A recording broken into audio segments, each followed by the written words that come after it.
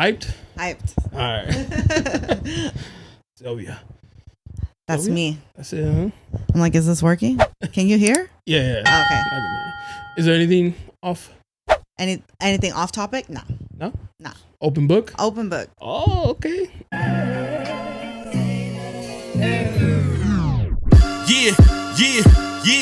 Yeah. You looking for me, you can find me at the spot. Chopping it up with JONA, we talking about what's hot on the block. Up in Dago, man, we bumping.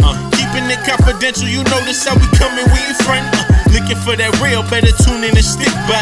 Put on for the city every time that I dip by. Get into that gritty every time that we sit down. Promise you it's real every time that I get round. Welcome back, Barbershop Confidential, the podcast. Your boy, JONA. And today we got Sylvia in the house. Hey. From the podcast Sylvia Speaks. That's right. That's right. Welcome. That's right. Thank you. How you doing? I'm good. How about Days? yourself? Not bad. Yeah. Good. Gym, work, here. Work. I went home. I said I was going to read, and then I started posting on my stories, and then that didn't happen. Takes up time, huh? It does. Yeah. It does take up time. I'm like, being a creator is like not easy work. No, you really have to like put in effort. Yeah, dedication work, for yeah. sure. What made you start a podcast? Sylvia Speaks. I got a lot to say, so put me on a podcast. Like in reality, I don't know. I mean, I've always thought about it. I love listening to podcasts. I just never thought that I had like thoughts that I could share. And then I started going through like a spiritual journey, healing. And, I had a lot of friends like reach out to me and they asked me about it. And I'm like, you know what? I'm going to start a podcast. Like I felt called to do it. And so far, so good. I mean, it's little. It's only been like 2-3 months now, but Hey, I'll start somewhere. yeah, exactly. Exactly. That's dope. I listened to some and I was like, I give you credit because you could do it by yourself. Yeah. Like to sit there and just like ramble about like a specific topic. Yeah. That's tough. That's hard. Yeah. I didn't think I was gonna be able to do it. I'm like, what am I gonna talk about? Like, what am I gonna do episodes about? But every week, like just something pops in my head and I'm like, okay, that. Yeah. Yeah. It's funny because I would be like, I'm gonna start doing something by myself. And then I'll have like a thought. And then I'm driving. I'm like, well, that's a good point. But I don't write nothing down, right? So then when I get in front of the camera, it's like, what was that thing I was gonna talk about? Yeah. That's why I use my notes. Like at night, sometimes I get thoughts. Like lately I've been trying to make more TikToks. And just because it's really difficult, like trying to do a podcast, post on Instagram, and then like figure out other avenues like video. Like I eventually want to do video too, but I'm like, man, I got a lot on my plate. But I'm like, you're a okay. mom, so. And I'm a mom, yeah. So I'm like, okay, well, at least with like TikToks, they're short. And if I have an idea in my head, I can just like do it. So I've been like writing in my notes like different ideas, and I posted like a couple. I think they're kind of shitty, but I mean, whatever, it is what it is for now. But yeah, I mean, I tried to like save the ones that I like to like recreate them. Yes. Then I forget. Yeah. And I'm Same. like, fuck, Or they're saved in there, and I'm like, eventually one day. But then I'll I go never through do my it. videos. I was like, oh yeah, Yeah. about that. Yeah. Same. You used to work at T-Mobile? I used to work at T-Mobile. Corporate or indirect? Corporate. Oh, okay. I worked indirect. Oh, really? Long TPR? time. It was Hit Mobile when I worked. Oh, okay. Yeah. Yeah, I think they called it like TPR. Oh, okay. Which store did you work at? Local? Yeah, I started I've never left San Diego. Born and raised here in Chula, actually. Hey. Yeah. So I started in the Hillcrest store off First and Washington. And then like after 9 months, I got promoted, and then I moved to assistant manager, and I was at the downtown store for some time, and then sports arena. And then that's where I left. Why'd you leave? Oh, some bullshit. Hella toxic. Yeah. Some bullshit. Honestly, they were trying to fire me. Oh, okay. Because What'd you steal?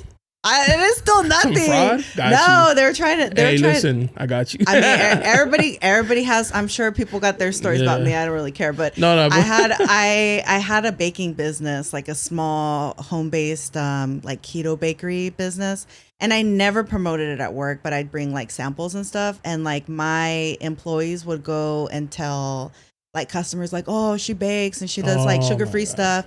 And I wasn't the one doing it, but like they would hype me up. And then I think all of a sudden I got really big. I ended up getting like a large following on Instagram, and I had a lot of people placing orders. And I had these customers one was from Temecula, one from LA. And they reached out and they were like, hey, we're going to be in the area. Can we just pick it up from your work instead of driving all the way to Chula when you're off? And I was like, yeah, fuck it, you already paid me. Like, I don't see what the issue is. And so I had some coworkers that were haters and they made it a whole story. And like, I'm like, they didn't pay me, but I mean, yeah, they were trying to fire me for that. So I dipped. I went on a stress leave and I was like, peace. Oh, what is it? FML? FMLA. Yeah, FMLA? it was like disability. Oh, okay. And then because I mean, like it was stressful as hell. And then COVID happened. Oh, right before. Right. Okay. Like I literally went on leave in January. January 26th was my last day working there. March. And then March happened and I was supposed to return back in April, but then the store was shut down. So they're like, you could use your PTO or you could go work somewhere else. And I was like, nah, I'm not going to work in another store. Like I just use my PTO. And you still do the baking? Occasionally if people place orders, I think I lost like a desire for it because at first it was a hobby. And then it became a lot. And then I was like, I don't know. But when people place orders, I still do it. I just don't promote it. And I'm not on keto anymore. I feel like a fraud, like promoting something you don't even do. Exactly. But I still bake. Like for myself. Eating tortillas in front of them. Yeah. Exactly. My cheesecake is my specialty though. Like that I will make and eat to this day. Oh, that's dope. My girl's best friend does cakes and cookies and shit. Oh, really? It's really good. And I tell her like, hey, full time. She's like, I like it. Yeah. And if I start doing it for real, like I might not like it. Exactly. That makes sense. So it's like a side hobby for her. Yes. Side hustle. Yeah, it's like a release. And then when you start doing it full time, it becomes a job and a chore. And you're like, and for me, like I can't bake if there's no love in it. It's not going to come out good. Oh. So I have to like be feeling Imagine baking angry. It's going to come out. It's going to be like salsa. Like it's going to be like spicy. Like, what's wrong with this? Did you mix the sugar and the salt or what? But that's cool. Mm-hmm. When I heard that, I was like, oh, she's a T-Mobile employee. I was like, maybe she was like, I quit because I just started picking different positions, like different work. I got tired of sales. Yeah, I hated relying on like commission. The commission. Yeah. I mean, it's nice when you get it, but then when you don't get it, it's not nice. Or when they change the structure, which happened like every couple months. I felt. Yeah. I'm like, what the hell? We're paying them too much. Switch it up. For real. Like when I first got promoted to assistant manager, like my first check was fat. And I was like, damn, I could get used to this. And then like literally the next month they were like, oh, we're changing the comp structure. Like, no. And I'm like, that sucks. Cause my employees they're not hustlers like this. Oh. Yeah. So I didn't get the good stores. So I have to ask about a story. I thought it was like so interesting. You're the guy that called you ugly. Oh my God. I hope you don't watch this because we're on good terms now. I think. So I listened to it because I thought I was like, did he call you ugly? And I was like, there's no way he called you ugly. Right. So then I listened in your description and I was like, I don't think he called you ugly. Okay, what do you think he said? By no offense or like, I'm just my opinion. When you're saying that he was like into fitness and stuff like that. Yeah. I was like, maybe like you were just like too thick for his normal taste. Like maybe he wants like a gym fit girl. Maybe. But I'm like, you're not ugly, right? I'm like, but then why'd you swipe? You saw what I look like in my profile. Like why would you swipe? Yeah. But I mean, he hasn't given me an answer yet. I haven't seen him, but I mean, we cool now. But still, like I didn't get what that meant either. And I have my homegirl goes to the gym that he would go to, and she was like, honestly, bitch, she's like, I seen him with white girls. Oh. And she's like, maybe he just doesn't like Latinas. Yeah. And so I'm like, too spicy. Yeah. You did come off spicy. You were talking about like how you were like messaging him. I was like, Jesus Christ. Yeah. I mean, I was like, hey, what is it? Because I'm not going to be with this hot and cold. Like, you like me or you not like me? You're not on that young girl shit no more. No. So you're like, I need to know now. Yes. What's before the I deal? get invested, I need to know. But but some guys might be like, ooh, that's this early? Yeah. That's a lot. Yeah. But I mean, he responded back when I texted him the other day. So I mean, but yeah, my friend was like, I seen him with like basic white girls, like not even like thick white girls, like she's like not even like gym white girls, like basic white girls, treadmill girls. Yeah, like no booty having white girls. And I was like, she's like, maybe you got too much ass for him. I'm like, maybe, I don't know, but he didn't have an issue with it. when I saw him. Were you ever aggressive with him? Like when you did go out with him? The only thing I can think of about being aggressive is like when we were texting or whatever on Bumble, and I was like, hey, like, well, he asked me for my IG, and I was like, all right, he's not for real. You know, like asking me for my Instagram. You want to see what I got. Like, you want to see what you're working with. And so from there, I didn't really like think he was serious. And then I asked him, I was like, well, are you more active on here or IG? And he's like, honestly, neither. He goes, but we can try to like hold a convo on IG if you don't want to like exchange numbers. And I was like, no, let's exchange numbers. Let's be different. Like, I want to get off this app. And so like the texting was cool. Everything was cool. And then we had like decided that we'd see each other on Saturday for a coffee date. And the day comes and he's like trying to cancel. And I was like, oh, bullshit. He was like, can we reschedule for Monday? He's like today doesn't really work for me. He goes, but like if you can only meet today, we can do like a quick meet and greet. And then, you know, like maybe just meet later in the week. And I was like, yeah, I mean, I was prepared to meet you today. So yes, I would like to do a meet and greet. So maybe he didn't like that. Maybe he was like, he felt pressured. He's like, fuck. Yeah, he probably felt pressured. I mean, he showed up with his dog, but it was literally really quick. It was like an hour and 45 minutes. And I was like, damn, that was kind of quick. But then I don't know. An hour and 45 minutes? An hour and 45 minutes. Quick? To me? I mean, I haven't dated in 9 years. Yeah, I was like, I felt like, I mean, but again, I've never done like a coffee date with somebody. Okay. And he doesn't even drink coffee. He's like, I was just gonna come like just to meet you, like, you know. And I was like, oh, that's Why'd you nice. say coffee then, like, because I love coffee. But it could have been like pastry or something. Yeah, I guess. But I mean, I didn't even end up getting anything. We got like a drink at the Vogue. Yeah, but it was cool. I thought like we were vibing. He like even asked me like if I was looking for marriage, and I was like, yes, I am. And then why do you ask? Yeah, exactly. I was like, I'm single. It's just a tattoo. But then like after that, I didn't hear from him for like 8 hours. This is where I was like, I mean, people have lives and like exactly. So I was like, a wife and shit. Like he can't be answering with the wife next to him. That's what came through my mind. I was like, is this man married? Like, does he have a bitch? Like, what's going on here? Because that's like trauma or like PTSD, huh? Yes, definitely PTSD. But then he had told me while we were on our coffee date that he has kids. Like we were talking about our kids, and I was like, oh, that's dope. Like I didn't know you had kids, you know. And so he did mention he had to leave to go pick one of them up. So I was like, understandable. Like maybe you give your kids full-time attention. I respect that. I don't do it. I should, but like I respect that, you know, if you do that. And so I left like them with the iPads. Yeah. I'm like, leave me alone. I'm on Instagram. I'm recording an episode. Leave me alone. But I was like, okay, you know, I tried like not to think about it too much. And then at first I was like, well, should I text him? Should he text me? But then I was like, you know what? Fuck this. Like, I'm going to text him because I'm feeling him. And yeah, I didn't get a response till like 10 o'clock, like 9:59. Because it really doesn't take long to be like, I'm a little occupied right now, but or like at a great time. Yeah. Like, he didn't text after. No, I texted him. Now we're right. Like, so I was like the details are coming in. And then I thought maybe he got mad because he got a parking ticket. He got a parking ticket? Yeah, he didn't pay for like the meter. That's his fault. Yeah, but he didn't. I was like kind of scared. Also PTSD. I was like, oh my God, is he gonna get like upset and take it out on me? Like, is he gonna tell me it's my fault? You know, because damn, girl, let's talk about this trauma you've been through. Yeah, for real. But I don't know. What if he would ask you for like a Venmo request? Would you have been like, bro? Yeah, I would have been like blocked. I would have been like blocked, but help me out with this ticket. Yeah, for 50, real, 50. For real. I was like, oh my God, when he saw that on his car, I was like, oh fuck. And then he's like, shit. He's like, oh, I got the ticket. And I'm like, quiet. And then he's like, yeah, I'm like, and he's like, it's all good. Then he put it back and then he walked me to my car. So I was like, all right, I think we're good, you know, but. Damn, because it could be like, damn, I came all the way here. I really didn't have the time to, and I get a ticket. And I paid for your drink. And I paid for fries and you didn't even eat them. I didn't eat them. Oh, that's disrespectful. Come on. Well, okay. To be fair, he ordered fries. And then he didn't like offer me any. Huh?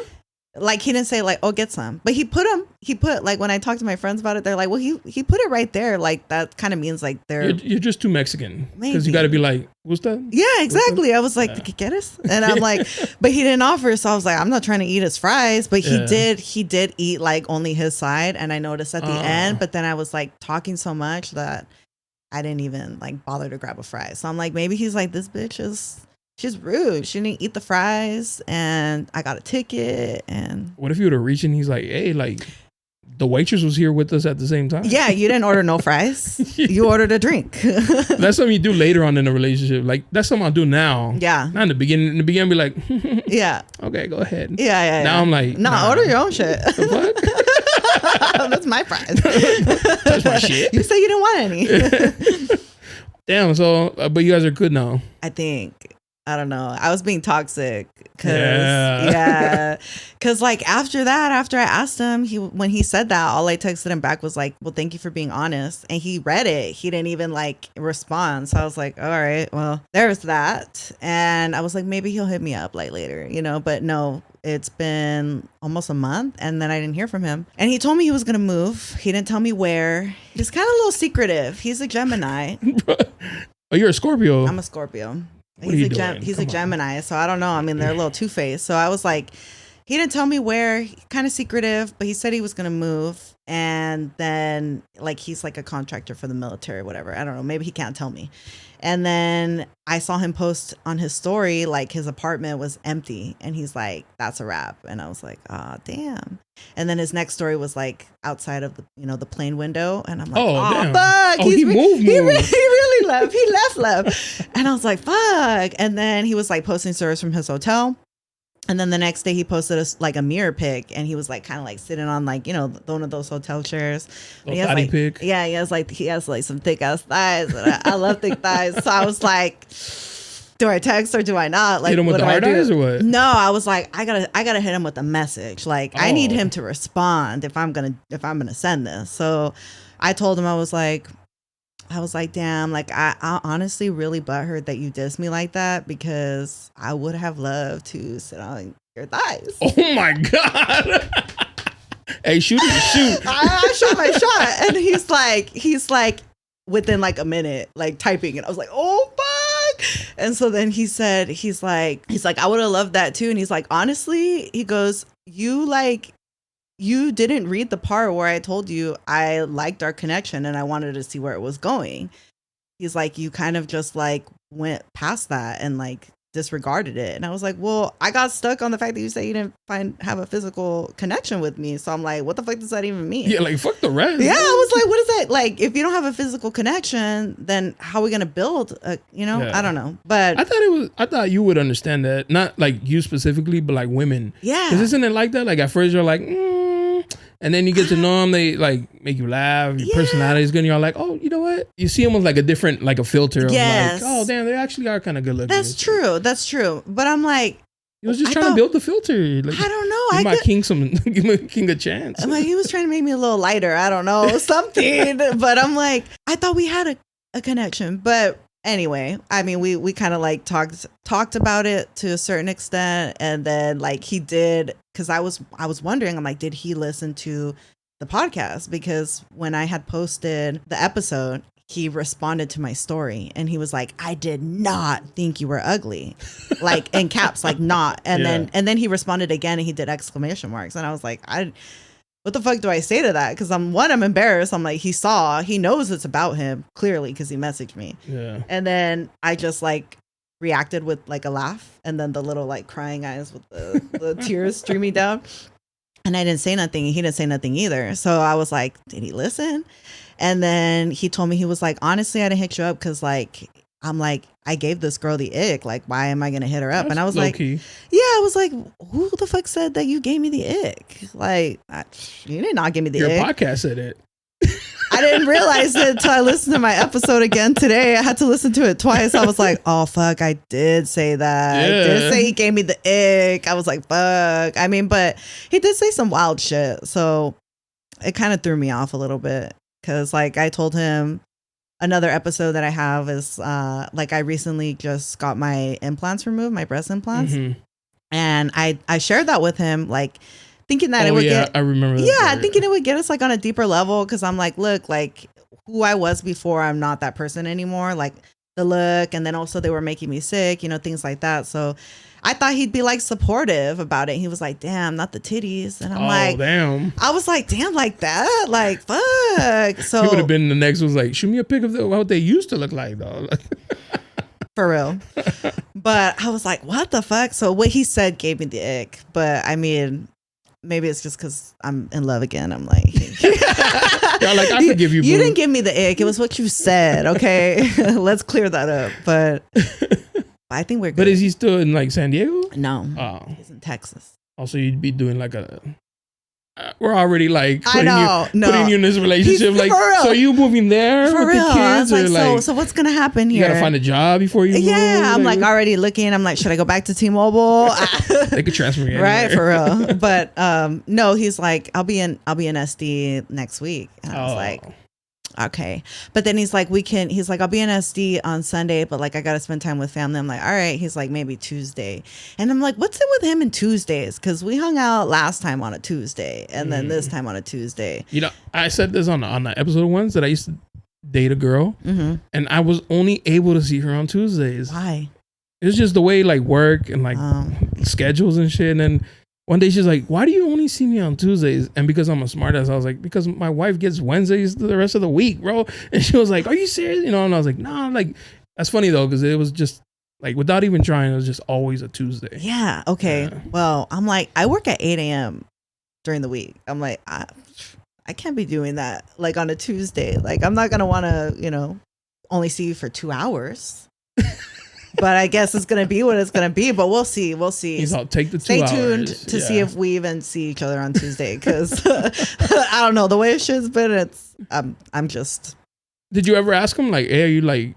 You could be honest. Are you married? You have a girl? Like, are you seeing somebody? Like, I want to ask him. Oh, you haven't asked. I haven't asked him, but I'm like, you're on. That Dude, doesn't mean anything. How many fucking dudes that are on doesn't that? mean nothing. Exactly. You're right. Yeah, I'm like, I don't know. Like, you're on Bumble saying you want a relationship. Like, guys could be on there saying they want something casual. Like, you can change it. If you want something, like, specific, if you want, like, just a hookup, you could put, I want something casual. He could put that, but he put relationship. What if he likes being, like, he's in one, but he likes it, he just doesn't like her anymore. So he's like, he's trying to find a replacement. Yeah. Smooth transition. Yeah. From one to the other. Oh. I'm like, and then these military guys. Oh, he's military. Well, come on. Yeah, they're all cheaters. Allegedly. But from what I've heard. Yeah, from what I've heard, they're all cheaters. Yeah. But I mean, I guess we got my dad. But I mean, like, I don't know. I definitely want to ask, but it's something that I want to ask him in person because I want to see his reaction. Like, I want to see what. See like that, yeah, like, are you lying to me or not? Because, like, I don't know. After like our coffee date and then not hearing from him for 8 hours, I'm like, you could be with your kids and like at least send like a quick text, like, had a great time. But unless they have the phone. Yeah. And then they were like, swipe. Like, no text. Dad is. Yeah. Who's this bitch? Get out of here. Right. But I don't know. Is a camel pants like speaking him into existence or something? Maybe. It's like you didn't even think about it. Huh? For real. It was like subconscious. Yeah. You're like calling them. Yeah. This is for you, daddy. Yeah, exactly. I miss you. That's exciting. I always like when people tell me like they're dating. I'm like, all right. Like, you know, like that not knowing what's going on, like a little bit of anxiousness. I don't like that though. No, I don't know. Like the anxiousness definitely feels like trauma to me because it's like hot and cold, right? Up and down. But I'm like, oh, I like to know. I like to know. You want to know what's going on at all times. And I'm a Scorpio. I don't trust anything. Right? Yeah. Anything, anybody, nothing. You're like, put my mace away. Yeah. Just in case. Yeah. Damn, that's crazy. Why? So the first few posts you did was the one about your reduction. Yes. How was that? Emotional.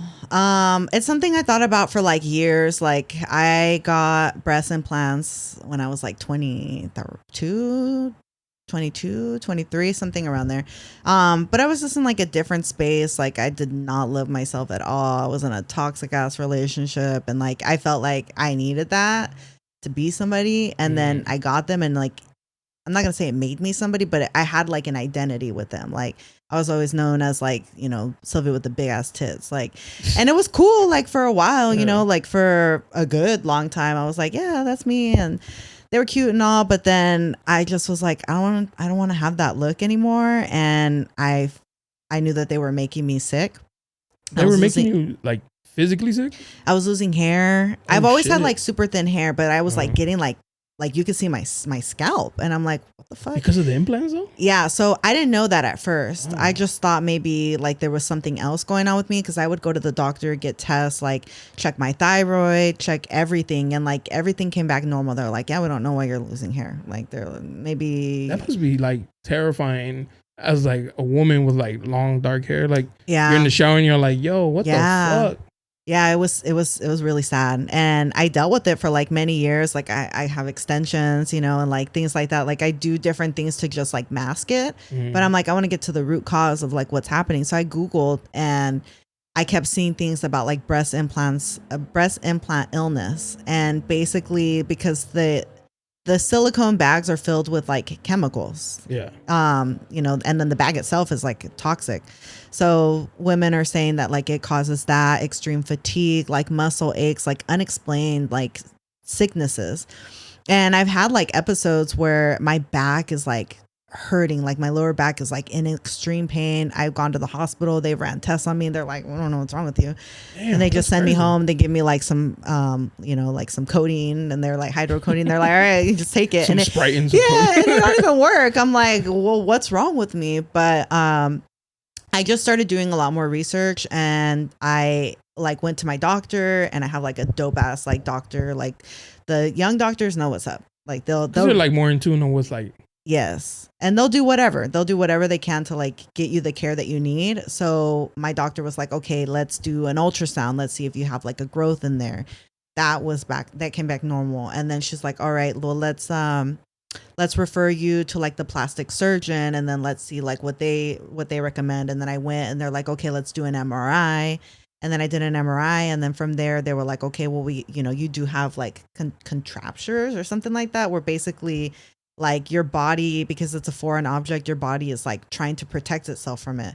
So it starts to grow like some sort of, I don't even know what to call it, but it grows something over the implant, and it's like squeezing it.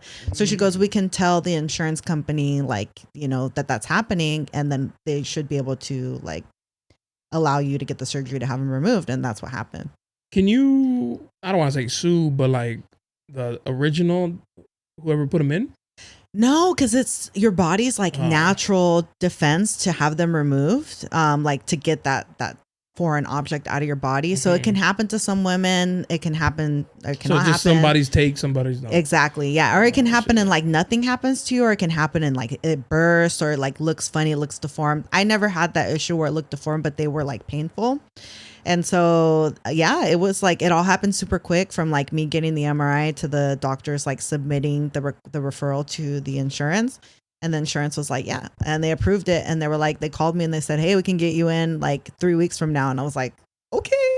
That was like fast. Super fast. Yeah. At first it was really slow, and then fast. And then I was like, all right, you know, I've been waiting for this. Like, fuck it, let's do it.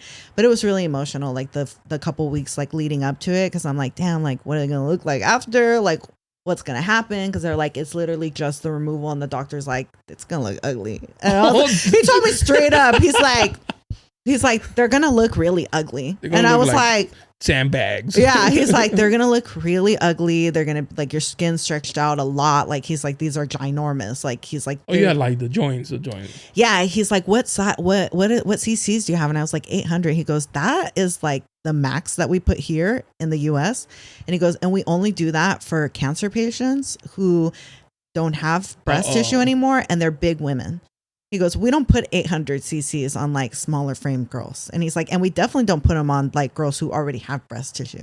And I was like, oh shit. And he's like, yeah, so they gave you like the biggest ones. And I didn't know either. Like I got him done in Tijuana, and I was like, yeah, they don't care. Yeah. He was like, I'll put you 800. And I was like, sure. What, I don't know what that means, but fine. And yeah. And then I woke up and I was like, oh fuck. But yeah, he was like, they're going to look like really ugly. So just be prepared. Are you gonna have to get like you don't have to, but are you like a lift? A lift, yeah. I want to, like right after I came out of surgery, and like I did a little peek. I was like, oh my! I cried. I'm like, why do they look like that? Like they look like the skin was like folded, and it was fucking. They weird. Folded your titty away. Yeah, it was fucking weird. It was so weird. I was like, what what's wrong with them? But I mean, as times progress, like I think the skin retracted. Yeah, and then my normal tissues kind of like move down, so they don't look as bad as they did. But it definitely it kind of reminds me, for anybody who has like breast implants and they're thinking about getting them out or whatever. Don't. Yeah, I mean, I'm super happy I did it, but like what it looks like is like after you have a baby, like how your skin, your panza skin looks, like your tummy skin, that's what it looks like. Like kind of wrinkly. Yes, because it's stretched and then it's going back. But I mean, that I guess that's only an issue if you got like extremely big implants. But if you have like smaller ones, they go back like normal. Oh, it was just me. That's a lot. Yeah. To deal with. Yeah. Like the health issues and then like taking your yiddies out, you know. Yeah, for sure. Damn. But I mean, I'm happy with it, but then I feel like it's been a little bit more of a struggle because now that I'm like trying to get back in the dating scene, I'm like, I got ugly ass titties. I had. Yeah, I was like, how do I explain this? Because if you go to my IG, you're gonna see something completely different, and then you're gonna be like, wait, what happened? Usually like, it's the other way around. Like you scroll far enough, you're like, oh, no titties. Yeah. So like, boom, big titties. Yeah. Somehow they're gonna be like, wait, hold on. But I mean, and then like after being called ugly. I was like, damn, I'm ugly. I don't got no titties. You're off to a rough start right now. Yeah, for real. Yeah. Did you take him out for a spin one last time before you got the surgery? Like put on your favorite top and I take did. some selfies like, girls, I'm gonna miss you. I did that morning. I was like, I took some pictures, videos, and then like I went out that weekend before and I was like, all right, one last time. I'm out in the town. Yeah.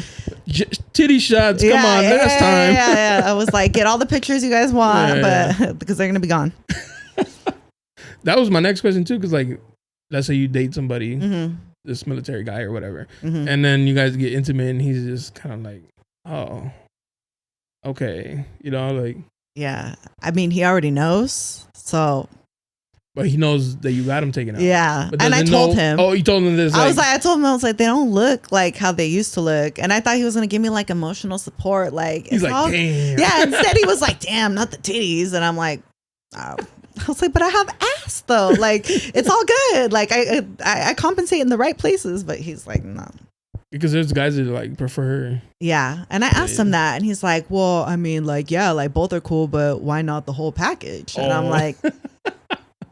So I asked my homegirl, I was like, well, do these basic white bitches that he's with like at the gym, like they got titties? And she's like, no, nothing. They don't got anything. It's either nothing or all of it though. Maybe he's like, yeah, there's no gray areas, black or white. Yeah. Titties for me was always like when you go to McDonald's and you order like a small fry and they give you a large and you're like, oh, I didn't want it, but yeah, that's nice. Yeah. There might be some left over. Yeah. But then some guys, like I have a friend who was like, he's like, I don't give a fuck. She's flat in the back. Yeah. I was like, all right. Yeah. I never got those comments from guys before. Like I have a homie that we tried dating like way back when, but he's a fucking clown and I'm a clown too. So like we're better off as friends. But when I told him, he's like, I support you. He's like, that's really dope. He goes, but damn, he goes, your titties were my favorite titties. He's like, you don't know how many people I've told that your titties are my favorite titties. And I was like, should I be flattered? Yeah, or like he's like, no, like for real. He's like, I never really mentioned your name to people who don't know you. He goes, but the ones that did know you, like obviously I was like, yeah, Sylvia. But the ones who didn't know you, I was like, yeah, there's this girl, like my friend, like her titties are my favorite titties. Like, and he's like, I'm so sad. He goes, but like I support you, but I'm also like really sad. But I mean, it was a medical necessity. Yeah. It wasn't like you were like, I'm tired of being it was both. Titty.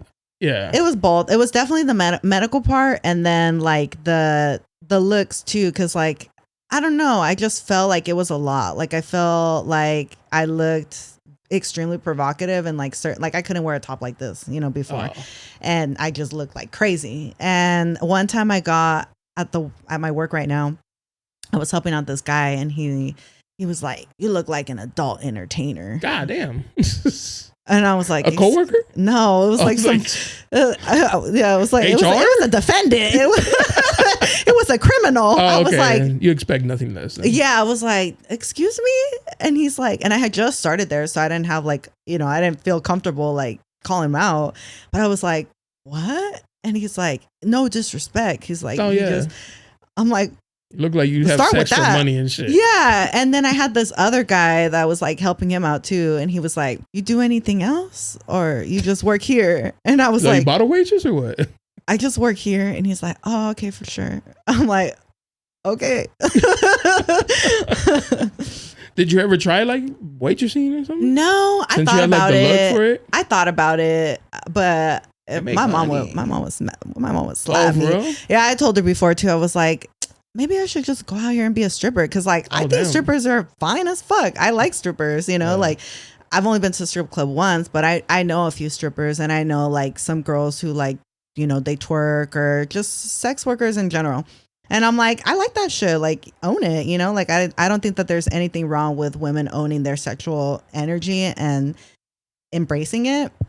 And I've taken like a couple pole dancing classes. That shit is hard. So like when you see a stripper on a pole, like give her money, because it is not easy. But I thought about it, but then no, that didn't happen. And then in my last relationship, fuck no, that would have not toxic. Very toxic. How long you been single for? Technically, like What does that mean? You were single before you were single? Yeah, technically like over a year now for sure. But we would like try and like, because we have a child together, so we would try and get back together, and then that would last like literally days, weeks. I don't even think it would last like a month. It lasts like days, weeks, and then like. Oh, so it was like up and down. Yeah, something would happen, then we wouldn't talk for like weeks, months. And then we try again. And one time we tried and it was like 2 hours. And I fucking left him at the restaurant because he pissed me off. I was like, you know what? Fuck you. Like you really aren't trying to work on this. And I dipped. But we haven't tried going back in like 2 months now. So were you trying for like the kid? Yes. Or because you genuinely like. I did love him, but it was very toxic. It was abusive. And yeah, like, but I mean, it was dope because like he's older than me. He's 9 years older than me, and like I feel like I have an old soul. Like I get along better with older people than I do with like people my own age. And like even though he was older, like we had a lot of similar interests, but. I mean, red flag number one was I met him at the club. Like he was the ID checker. The bouncer. Yes. He didn't like that word. Really? He don't like ID Security? checker either. He didn't. No, he wasn't security. An he looked like he could be security. Club? He said VIP host, and I was like, okay. No, you check the IDs. Yeah. Like I've never seen you walk nobody to the table. When I come up to the club, you ask me for my ID. So I think that's your title, but okay. Yeah, that was red flag number one. And then like that time that I met him, he like, obviously he saw I was Latina. And so he was like, yeah, he started talking to me about food, and I love food. And he was like, yeah, he goes, some elote. And I was like, damn, that sounds fire. And he's like, some hot Cheetos. I was like, for sure. Ooh. Oh, Cheetos. Hot Cheeto girl right here. I was like, that sounds so good and whatever. Like, I was just trying to get me and my friend into the club. You know, I was doing my due diligence. Yeah. Taking with one for the team. Yeah. I was like, hey, you know, but. Girls, I got us. Yeah. My friends would be like, hey, go talk to them. Like, I'm like, for sure. I got it. And so, but yeah, he like was like, oh, let's exchange numbers, whatever we did. And he told me in that moment, he was like, oh, what are you? And I was like, oh, I'm Mexican and Puerto Rican. And he goes, oh, what a trip. He goes, I'm Mexican and Puerto Rican too. I was like, oh shit, really? I go like, well, we start talking about it. I'm like, who's Puerto Rican? And he's like, my dad. I go, mine too. And he's like, yeah, you know, like I was born in Panama. And like, and then my parents, like they like immigrated over here, you know, and then like I lived in LA. He was telling me this crazy ass story. And I was like, damn, that's wild. At the club? Yeah. That's what's up. Yeah. So I was like, this whole time I thought he was Mexican and Puerto Rican. We met at the club, but we didn't like start dating till like a whole year later, year and a half later. So he was just like my connect, you know, my plug. Yeah. Whenever we wanted to go to the club, like, you know, we'd go see him and he let us in. But yeah, then when we started dating and then, you know, I got pregnant and I thought I was going to have a baby who was half Puerto Rican and half Mexican. And I told everybody, my mom thought the same. And it wasn't until the gender reveal that his mom came to the gender reveal. And this was like my first time like really hanging out with her. And meeting her? Well, we met her at her work and we told her that, you know, that we were expecting, but like that was the first time I met her. So we didn't have a whole conversation and it was at her work. So this was like the first time we actually get to like sit down with her. And so she stayed the night and we're having menudo the next morning. And she starts telling stories about like, yeah, you know, when he was born in Tijuana. And I'm like, and I did see the little mark on his, you know, I was like, okay, that's the TJ mark. Yeah. So I was like, mark, yeah. So I was like, okay. And she's like, yeah, when he was born in Tijuana and like, you know, when we lived there con su papá and like all this. And then she's like, yeah. And then his dad, you know, his dad's from Sinaloa. And I'm like, wait, hold on. And I'm looking at him. He's sitting behind her. And I'm like, okay, I don't want to embarrass, like, this is my man. I don't want to embarrass him. But I'm looking at him like, wait, what? You weren't born in Panama. Yeah. And you're full-blown Mexican, like 100% Mexican. Like, why would you let me go on with that lie for so long? Yeah. Like, why, you know, I'm like, yeah, and the baby should have Boricua. And like, he's like, oh yeah. Like, you just let it go. I'm pregnant with your baby. You're not going to tell me the truth? What the fuck? Yeah. And I still stayed. How did he react to you finding out the truth though? Was he like, No, he didn't even stop her. He just like looked at me like, we'll talk about it later. And I looked at my mom. My mom was like, and we're like, okay, awkward. Tell me more. Yeah. So then I was like, why would you lie? Like, that's so weird to lie about that. And he's like, well, because I mean, like, I was just trying to like get at you. And I'm like, I think okay. I lied to my girl too when I met her. Really? About your ethnicity? No, I told her I was younger. No. And then when she came to my birthday and they're like, happy birthday. She's like, wait a minute. She's like, you old. She's like, there's some extra numbers in this cake. I was like, oh yeah, about that. Sorry. We met at the club too. Oh, really? But as patrons, you know. What does that mean? Like customers. We're there, we're partying. Oh, okay. Yeah. Okay. Oh, yeah. See, that's different. But always people were like, oh, you can't meet nobody on the club. I was like, man, it worked out. Yeah. Yeah, no, that's different. I was like, he's a whole bouncer. Yeah. I'm not the only girl he's hit up like that. Like, I'm sure, you know, but. Yeah, they do have a reputation, don't they? Mm-hmm. Yeah. Was that a problem? Him working at the club and then y'all being together? You know, it wasn't at first because like we started dating. Like I wouldn't even say we started because we don't even have like an official date. Like it was kind of like a blur. It was like a COVID relationship for sure. Yeah, because like we were like kicking it, but then we'd like get into it and then we'd not talk and then we would talk and then we would not talk. And then when I stopped working at T-Mobile, I started hanging out with him more because obviously he only works on the weekends because he only works at the club. So like we'd hang out like all week, like from the moment I drop off my daughter at school, like to the moment I had to go pick her up, like we'd just be like kicking it. And he didn't have a car either. So I know, or a place. At mom's? I sure know how to pick him. At mom's?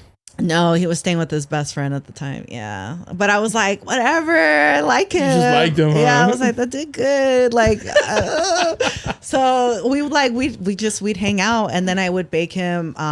One of my other like specialties is I make jalapeno cheddar bagels. Oh, like shit. Keto ones, and they're fire. And so like I'll make like breakfast sandwiches. I'll do like cream cheese and sugar-free jam, like turkey or ham or whatever, sausage and an egg. And I'd make those for him and then we'd get Starbucks and like that was our thing. So like I think that made him fall in love. I don't know. But yeah, it was like it was all cool. It was all good and then COVID happened. And then we were kind of like quarantined together. And then that's rough. Yeah, and then some shit happened with like where he was living. So my mom was kind of like, well, you can stay here for a couple days. And then a couple days turned into like months, like almost 2 years. Yeah. That escalated. And then I got pregnant. So, your mom's like, pero como? Yeah. Come on, mom. You heard that. Yeah. But during that time I had, and I think like, I mean, he kind of put the idea in my head, but now I'm not mad about it. But you know those like Tough Sheds at Home Depot? Yeah. I ended up buying one of those back when they were cheap as fuck. I think now they're like super expensive. And I was like, I want to buy one because I had decided to go back to school. I said, I like the house is saturated right now. I can't focus if I try to study. I don't even have no space to myself. I'm sharing a room with my daughter. And I was like, I want to buy one of these and just like study in it. She was like, okay, cool. We have space in the backyard. And he was like showing me tiny homes and stuff. He's like, you should get one. And I was like, maybe I should. And so I did. Oh, And then did you get like the big one? It's like a 2-story one. no, it's like a single one. And then I ended up getting one with like a slanted roof, so it's like it's kind of weird, but I like it. And yeah, we got it. My mom has like a contractor that like worked on her house, and so he like hooked it up, and it became like my little room. And then it went from being a study room to like my room. So like that's where I live. Oh, that's pretty cool. Yeah. My sister always tells me that she has a huge backyard. She's like, just get one of these things, and I'd be like, my girl's not gonna go. You know, like if I was single, I'd like whatever. Like if I'm gonna save money, but my girl's like, nah. She's like, nope. I need I need a bathroom because I don't got a bathroom. I don't have a bathroom in it. But I mean, it's cool. Like I feel like I have privacy and stuff. But yeah, he definitely he lived in there with me. So our humble abode. now that you went through that, is the expectations or like the standards off the ground? I thought so. Right? I thought so because I was like, okay, you know, I don't know. I thought so. I mean, I definitely, I had like some dating experiences after him, and they were good. They were like good dating. Yeah, like with guys that I'm like, damn, these guys actually like me. Like I could feel it. I'm like, they like me. Like they're about me. Like they'd kiss the ground I walk on, you know.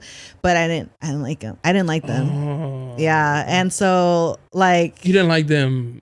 Personality, physically, okay, all of the above. Yeah. So like the first guy, he was like a guy. I still work with him. You should not shit where you work, but I did it anyway, and it was cool. Like we had a lot in common, but he's a short king. Oh, I know. You're pretty tall too. I know. I'm 5'5.5". Oh. Yeah, but I think everybody's my height. So yeah. Like when I saw you, I was like, "Damn, she's tall as shit." But he's like 5'4", maybe 5'5". Oh, so you can't even like wear heels around him. No, and then he kind of slouches, so I'm like, I really feel like a tall bitch, and I wear heels to work, so I'm like, oh, it felt a little uncomfortable, but I'm like, you know what, I'm gonna look past it because he treats me good, like he actually likes me, and I tried it out for like a couple months and stuff, and it was cool, but then I got to a point where it got a little like emotional, and I could tell he was in love with me. He never said it, but I could tell he was. And he like kind of like threw like a little fit, and I didn't like that. Like that gave me the ick, and I was like, oh no. What was the fit about? What was it about? Oh, we went because he's a musician, and he invited me. Yeah, he's a dope musician too. But he invited me to go to one of his shows. Like he plays in a ska band. A what? A ska band. Ska band? I don't know what that is. Ska, it's like old school reggae. Like right before it was reggae. Oh. And I used to think ska was like rock. I guess it is now, but the original ska was like what reggae turned in. Yes, reggae turned into reggae because of ska. Okay. And so he plays with like this band. They're pretty well known in LA, and they like tour different places. They've even done like tours in Europe. And he's like, do you want to go? He's like, we have a show. You don't have the girls that weekend. Like, do you want to go? And I was like, yeah, fuck it, I'm down. And so he's like, cool. I got us a room and this and that. And so I was like, all right.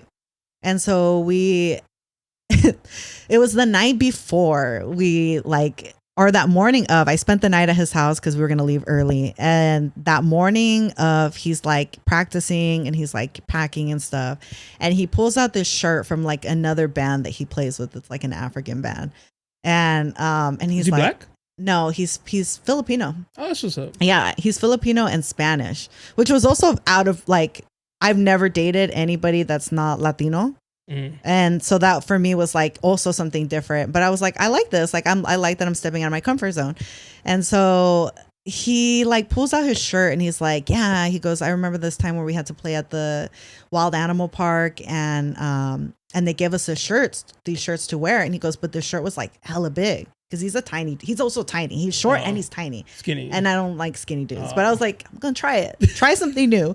And so he's like, this shirt's like hella big. And he goes, and like, I put it on and I'm like swimming in it. He goes, this shirt kind of looks like I went over to my daddy's house and I got fucked, and he like ripped off my shirt, and I didn't have and I'm like, Daddy, I don't have a shirt, and he goes, here, you can have this one. He said what the fuck, bro? Yes, and I was like, okay, you can stop now, and he's like, yeah, it's like he ripped my shirt off, and then he fucked me, and I'm like, oh, Daddy, I don't have a shirt. Like he kept going, and I was like, you can what stop. The fuck, yeah, bro? I was like, you can stop now because you're putting an image in my head that I don't want. Getting fucked by your dad? Yeah, I think he meant like a dude, like a big dude, you know, like a daddy. But like, I'm like, what the fuck? And I'm like, okay, like really, like please stop. And he's like, what? He's like, I'm just like, it's just a story. And I'm like, it seems a little real. Yeah. Yeah, like you're saying it like in a way, like you keep repeating it. And he's like, a fantasy or something. Yeah, and he starts like moaning, and I'm like.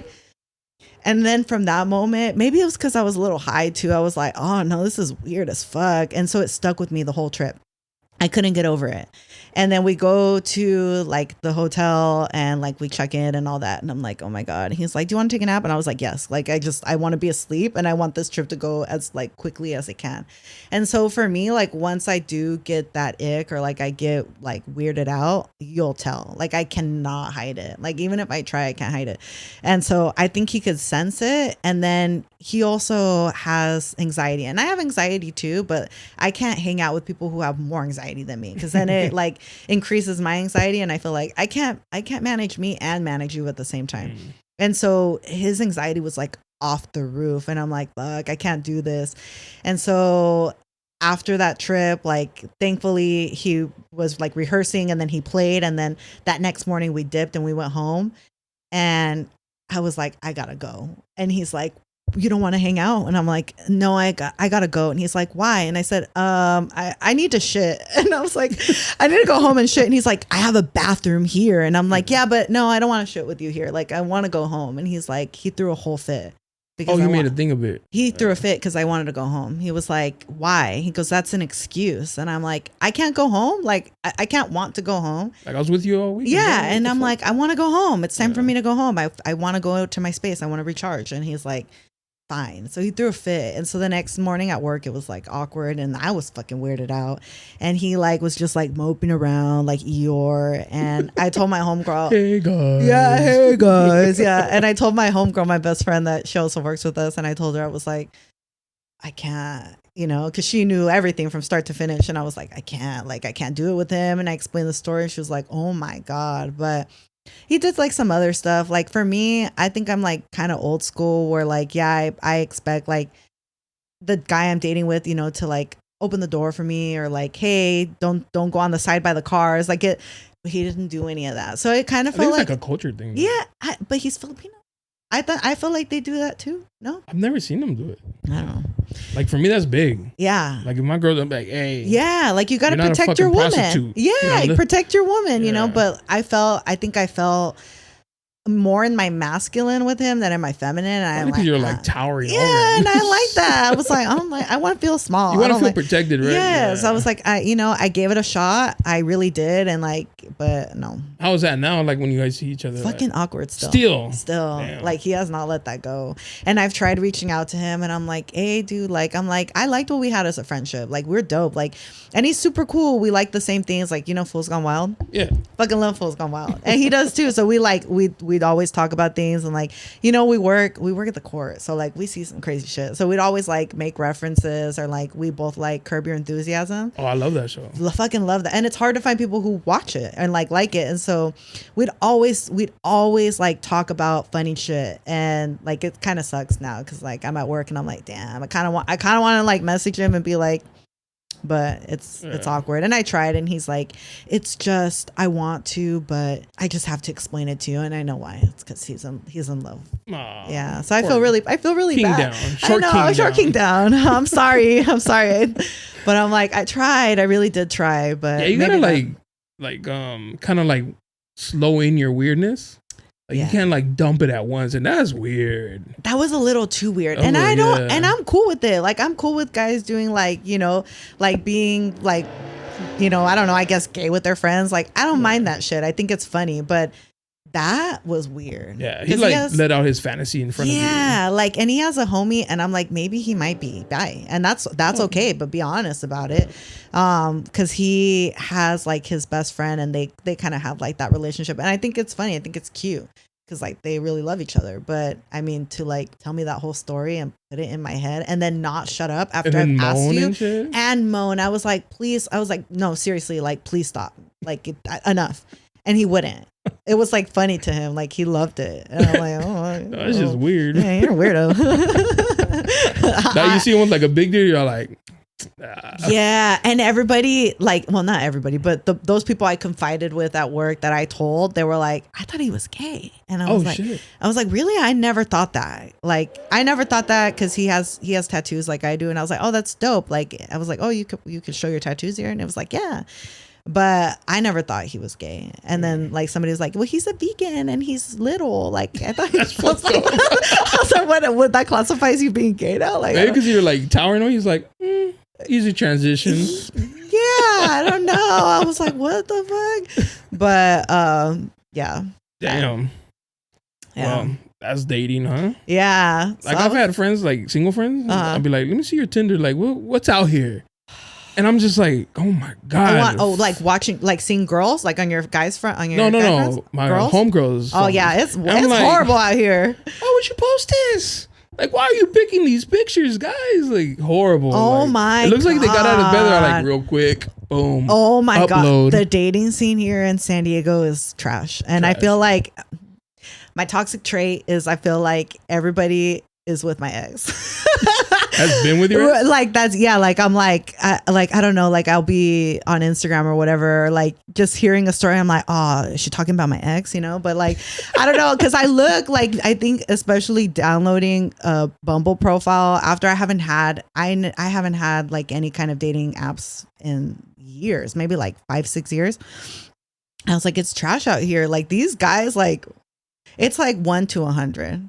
Damn. Yeah. And so I'm like, I know it's not like that with girls. Like I'm looking at women every time I'm out. I'm like, these women are beautiful. I'm like, beautiful single women. Yeah. I'm like, it's definitely not the same like with guys getting on there and looking at females. It's not like that. But girls looking at dudes, yes. But I was in Arizona 2 weeks ago and I was like, let me just see what's out here. Totally different. Better? Way better. Oh, okay. Way better. Like one. But do you think, like, I didn't mean to interrupt you. No, you're fine. Dudes from other cities go there to like party and they're like, let me fucking jump on this app real quick, and they're like wifed up or like that's what I thought too. But a lot of those guys, you could tell that they lived in Arizona because like they had hiking pictures like from like with the red rocks and stuff, and their profiles were like very clever, like they're witty, like what they said in it, the pictures that they picked, they look like good pictures, like their homies hooked them up, like they took some good pictures, or a girl, I don't know, maybe. But I was like, dang, I was like, it's nice out here. And then even being out, the scene is so different than it is here in San Diego. Like, have you been to the clubs? I know you said you worked like promoter, right? Yeah. Okay. Have you been like to the clubs like actually here? Like lately? Yeah. Sidebar is chingon. Okay. It sucks now. It's not like how it used to be. No, it's a little different. Yeah. Like you were talking about girls, you know. Yeah, you can tell the age by the shoes. Yeah. But like going out in San Diego now, I'm like downtown is my last choice. Like I'm not picking downtown. But over there, we went to Scottsdale and we're like, all right, let's see what's out here. My God, it's lit. It's like what SD used to be. Oh, no shit. It's so much fun. Probably even better than that. And like the people out there, they got it. Like people out there have like money. I mean, they spend, their cost of living is way less than it is here, but they spend, like they spend. So we had a good time. That was one of my options for my bachelor party. Scottsdale? It was either Scottsdale, Phoenix, or I'm going to Dallas. Yeah. And my boy lives in Phoenix and he's sending me videos of like the clubs he's been to. He's like, bro. And then my boy who's going with me, he went out there to Scottsdale. He's like, bro, the only baddie. And I was like, bro, I don't care about that. But he's like, the only baddies are the ones that work at the club. And where? At the in Scottsdale. He's like, the only baddies are the ones who actually work there. He's all not like the regular girls. And I was like, well, Yeah, you're like, I'm not going there for that anyway. But you know, he's I'm going single. for the vibes. He's single, so he's like, yeah, you know, he's like, I don't want to go there. Don't do it's the that. same bitches. And I was like, I mean, I guess, but he was saying that the prettiest girls are the ones who are just working. Hell no. Yes, No? the girls Okay. work. The girls working there are fine. Like they are really good looking. They are really good looking. Like it's not like that out here anymore. It used to be. Like It used to. it used to be. Like you had to be like Like now anybody can be a. yeah. Oh, by the way, I got one. I was like, I mean, my ex let some girl with a Rugrat shirt and fluffy chanclas into the club, and I You're was lying. like, why? Yeah, I looked at him and I said, why would you even let that in? like But for free? Hope he charges. I'm sure she got in for free because he was Damn. like, if the girls are here, the guys come. Well, the Not guys those girls.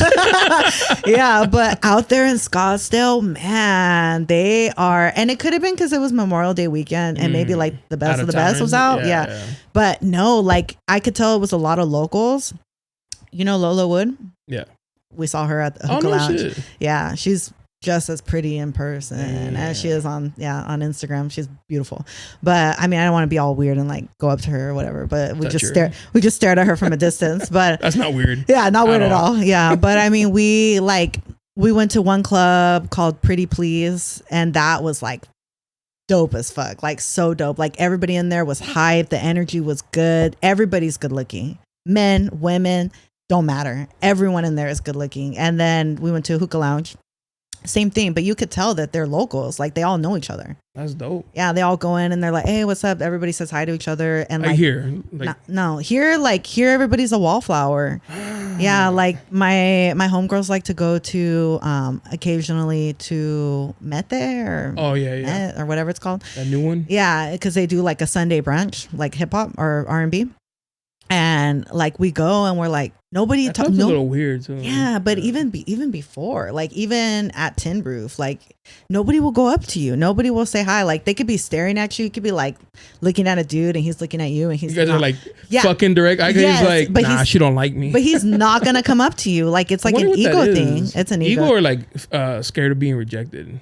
I'm looking at you. How is it? How am I rejecting you? I'm like, hey, what's up? Or even like there was like this one guy that I thought was like fine, and I like kind of like brushed his arm, and he didn't even look at me. Like he was in there acting like he didn't know nobody, and he worked there. I was like, oh, whatever. You were in the workers. I know. Huh? I didn't know that until I saw him. Like, yeah, for real. I have a type. You want to plug everywhere. Yeah, for real. But I'm like, what? So, but it was different because out there they're like, hey, we got you. Like, oh, and not on any weird shit either. Like the guys aren't like weird, like, oh, what's up? Like very respectful, but they got it. So we had a good time. That's what's good up. time. Yeah. I don't even think about that when we go because like all my friends are all wifed up. I have maybe like one or two single. Yeah. But we just go on, we're just having a good time. But I've never paid attention to like other dudes who are like, you're right though. Like they don't. They don't try to talk to girls anymore and shit. Not here, no. And even just the vibe was good. Like you didn't even have to be out there like looking for nobody, because like that wasn't our intention. We weren't there like, oh, let's find a dude, you know. Like we were just there for the vibes, and the vibes were like spot on. Like everybody was nice. Everybody was like just. Did you swipe right on anything? Oh, when I was on Bumble, yeah. I mean, like, like practically all of them. And I've never dated a white guy, and I've never really found, at least here in San Diego, I've never really found the white guys to be like not attractive, but not like I couldn't see myself with them. But it depends. And then on I also the white get guy, scared. right? I also get scared. I'm like, are you racist? Like, you know, but yeah, like I've never really found like any white guys here to be somebody that I'd be like, oh, that's my type. But out there, yeah, they all got swag. They're all, yeah. Good That's looking. what's up. Did you get any hits?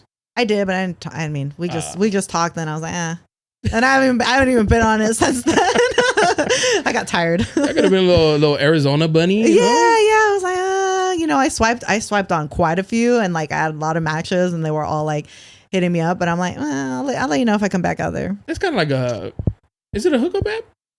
No, I feel like Bump. I downloaded it specifically because people said it's supposed to be more of a like to find a relationship, and it's not like Tinder because Tinder's the hookup. Tinder no, but I was like, let me just give it a try, and then I met that guy like literally 20 minutes into being on Bumble, so I was like, it was meant to be. Yeah, but I mean that's what it's supposed to be. It's more like for a relationship, but yeah.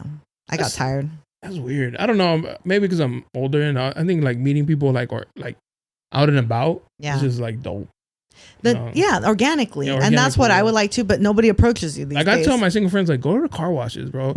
Every time I go to the car wash, there's always like 1 or 2 cute girls there for some reason, washing their car. Yeah. Looking around like, somebody will help me. Help me vacuum. Yeah. I was like, go to car washes. Trader Joe's. I think Trader Joe's is a good spot. Mm-hmm. The library. There's always some cutie at the library. I haven't been to the library in a while, but that's actually one of my goals is to like start taking myself on solo dates because I ideally like to meet somebody organically too, but guys don't approach you. And I know that that's probably out when you're out like at the bars and the clubs, but I haven't tried like taking myself out on like just I don't know, like to go eat. I think you'll have better luck.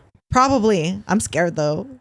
I don't know. I have like anxiety and then like being alone? Yeah, like I get scared like what if I get kidnapped? You know, like what if somebody sees me here eating by myself and I don't know, and I become like the next hit.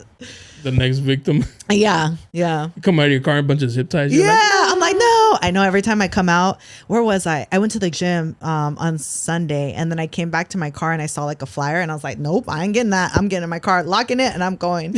And it was like 24-hour fitness. Like, yeah. It was a flyer for like a tattoo artist. I was like, oh, all right, well, still. keep my head on the swivel. Yes, exactly. I was just telling my last guest, I was like, I don't even like my girl going to Walmart by herself. Yeah, because remember during COVID, it got a little weird and shit. Yeah, like a lot of weird. Like girls were more posting more of how like guys are doing this and shit like that. I was like, nah. Yeah, it's still weird. And like me having 2 girls and then like, you know, my mom, I get so worried that something will happen and I'm very vigilant. Like I go out there and Walmart I feel like is a hot spot, especially the one in Eastlake. Oh really? Yeah, like because it's so close to the border, the 125, and you hop on it and you go and that's it, you're in Tijuana. Gone in 10 that's 15 it minutes. Yeah, 10 minutes, maybe even less if you drive fast. But one time we went and like there was like a dude and he was standing there by kind of like where you put the carts away. And he was on the phone and he was just like by himself, not next to a car. Like there was no car in that parking spot. And it was just weird. And so like I walked and I like stared at him in his eyes. I was like, I see you, motherfucker. I see you. We are not your next victim. Like not us. That's scary because you got 2 girls. Yeah. 2 little kids. 2 little girls. And then, you know, and my mom, like, I love her, and you know she goes to Tijuana and stuff by herself, and she's boss. But sometimes I'm like, do you not see what I see? Because I get worried. I'm like, so you're going with my girls' places by yourself, and like you got to be extra vigilant. It's not like the older days. And no, it's not like that, and it's scary. My sister has a 3-year-old. My mom wants to go to Mazatlan. She's like, let me take her. My sister's like, are you crazy? Like, no. Little blonde little girl? No. No, yeah. Hell no. Mama was like, why? Why not? Like, I took your other daughter like 20-something years. I was like, yeah, 20-something years. Yeah, it's different. You were time. more agile still. You know? They'll be like, whoop. Yeah, now it's like, you're like, where is she? Yeah. You'll be like, she didn't even make a noise. Yeah, like, what? My sister's like, nah, these days is crazy. No, it's wild. It's insane. Yeah, my dad will tell me too. He's like, don't go to Tijuana. It's crazy out there. And I'm like, okay. All right. Just gonna get some tacos. I'll be back. Yeah, I was like, I have a Century though. I'm fine. I'm going with my mom. Have you gone out to the party?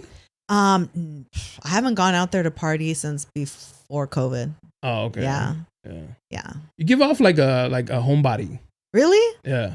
I guess I now I am. Yeah. Now I'm more now of a you got homebody. the titties out. You're like, yeah. You know what? For what? No. Yeah. I feel like after my last relationship, for sure, I became a homebody because before that, I was always at the club. I was always out. Yeah. Every weekend, if I didn't have my firstborn, oh, for sure, we were out at the club in downtown at the Owl. We were at Flux. We were everywhere. Oh, Flux was a spot. Yeah. So you like the hip hop spot? Yeah. Yeah. Yeah. Flux. Well, you had some experiences at Flux? Yeah, Flux. I'm not gonna stay.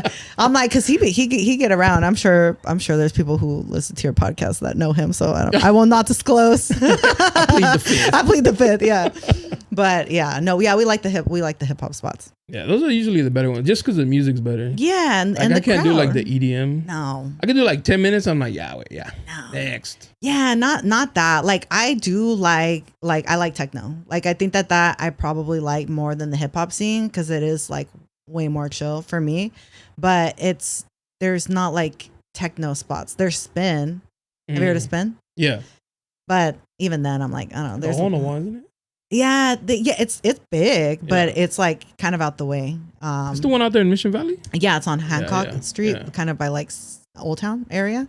But yeah, I haven't gone out there in a while. But like, I do like to do like raves more than, but not like EDC. Not like, the big ones. No, like Cross is cool. But yeah, I like more like techno. But it's hard to find that out here, and that I don't like the EDM stuff. I was never into it just because like I don't like and I know you don't have to like take like ecstasy and shit like that, but they'd be like it's just better, and I was like I can't like I always had this like huge fear of like you getting a bad pill. Yeah, that's happened to me before. Yeah. Well, I started going to raves because my first baby daddy, he would like we met each other on MySpace. Shout out to MySpace. Thanks, Tom.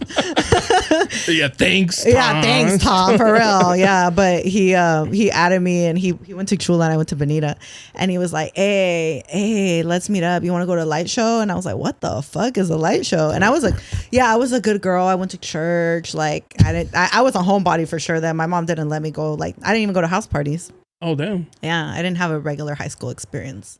So until my and you went to Bonita. Yeah. But I didn't really have friends because I went to Bonita so I went to school in like the older part of Chula Vista at Feaster. And then from Feaster, my mom moved to Lemon Grove, and then my dad lived over there by Montgomery. So my mom's like, you're not going to Lemon Grove, because that was at the time when like the students were like planning to kill their teacher. Oh, yeah. You remember that? Yeah. So she's like, no, fuck that. So she's like, you're going to go to school over there with your dad. So I went to Montgomery. I liked it. I felt like I was around like, you know, like my own type of gente. Yeah, I was like, it felt good. Like it was a lot of Filipinos, a lot of Mexicans. Like it just felt very cultured, and it was. And then I did mariachi and stuff, and then but I made the wrong friends. Like I had emo friends, goth friends, and they like would like cut themselves and shit, and like or make themselves tattoos with like razor blades. Were they fucking, sorry to interrupt, were they doing it like because they were depressed, or just because like just cuz that's like the thing they do? Yeah. Oh, that's weird. Yeah, like we like this band called Him, and they have this song called Rip Off the Wings of a Butterfly, and they literally like get butterflies, trap them, and like it was just, they were weird. I wasn't like that, but they were my friends, and then my mom was like, no. So she moved me from Montgomery High to Bonita, and I was like, that's a culture shock. Exactly. That was like the biggest culture shock of my life. Like talking about a few miles apart, and it's like night and day. They didn't even know who Selena was. What? Yes. And it's crazy because the one person that I specifically remember, because she was Mexican, and we would like talk, and I was like, yeah, Selena. Like I would sing Selena in mariachi, and she goes, who's Selena? Stop. And Selena. no. And I was like, wait, you don't know who Selena Quintanilla is? And she's like, no, who is that? And then all of a sudden I saw her post like something about Selena like not that long ago. I was like, bitch, you didn't even know who Selena was. Put you on game. Yeah, you didn't even know who that was. Stop playing just because she's popular right now. Like, stop it. You weren't even a fan. Every Mexican girl I know from Bonita that I know, not all of them, the ones that I know, are not like, you know, really with the Mexican shit. I'm like, no, they wore rainbow sandals, and it was weird. I didn't like it. I did not like it. I didn't like it until I made the dance team, and then I had like hip hop dance team. We did some hip hop, but it wasn't like hip hop. Oh, okay. We did more like jazz, ballet. Oh, that's what's up. Yeah. And I think there I found like a sense of community, and so I had friends at that point. But before that, no, I didn't. I hated it, and I was loud about it. I was like, I fucking hate this school. You voiced it to your mom. Yeah. Oh, to everybody. Even at that school, I was like, I hate this school. I was walk into class. Yeah, I was like, fuck this school. I was Sylvia, I hate it. Yeah, I was like, y'all ain't even like, there's no culture here. Like, you guys are all whitewashed, and I didn't like it. And so I remember I took like AP classes at Montgomery Middle or High, and I was getting like A's and B's. And then I transferred, and I was taking the same AP classes over here, and I was getting a D.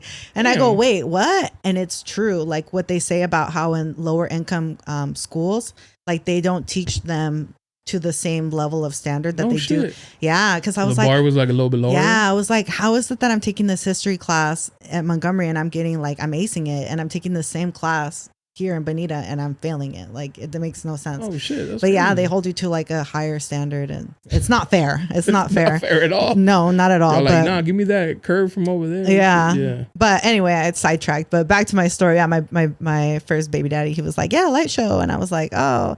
I was like, I don't know what that is. So I would just decline. And then one day after months, he was like, do you want to go to a rave? And I was like, oh, I heard about a rave.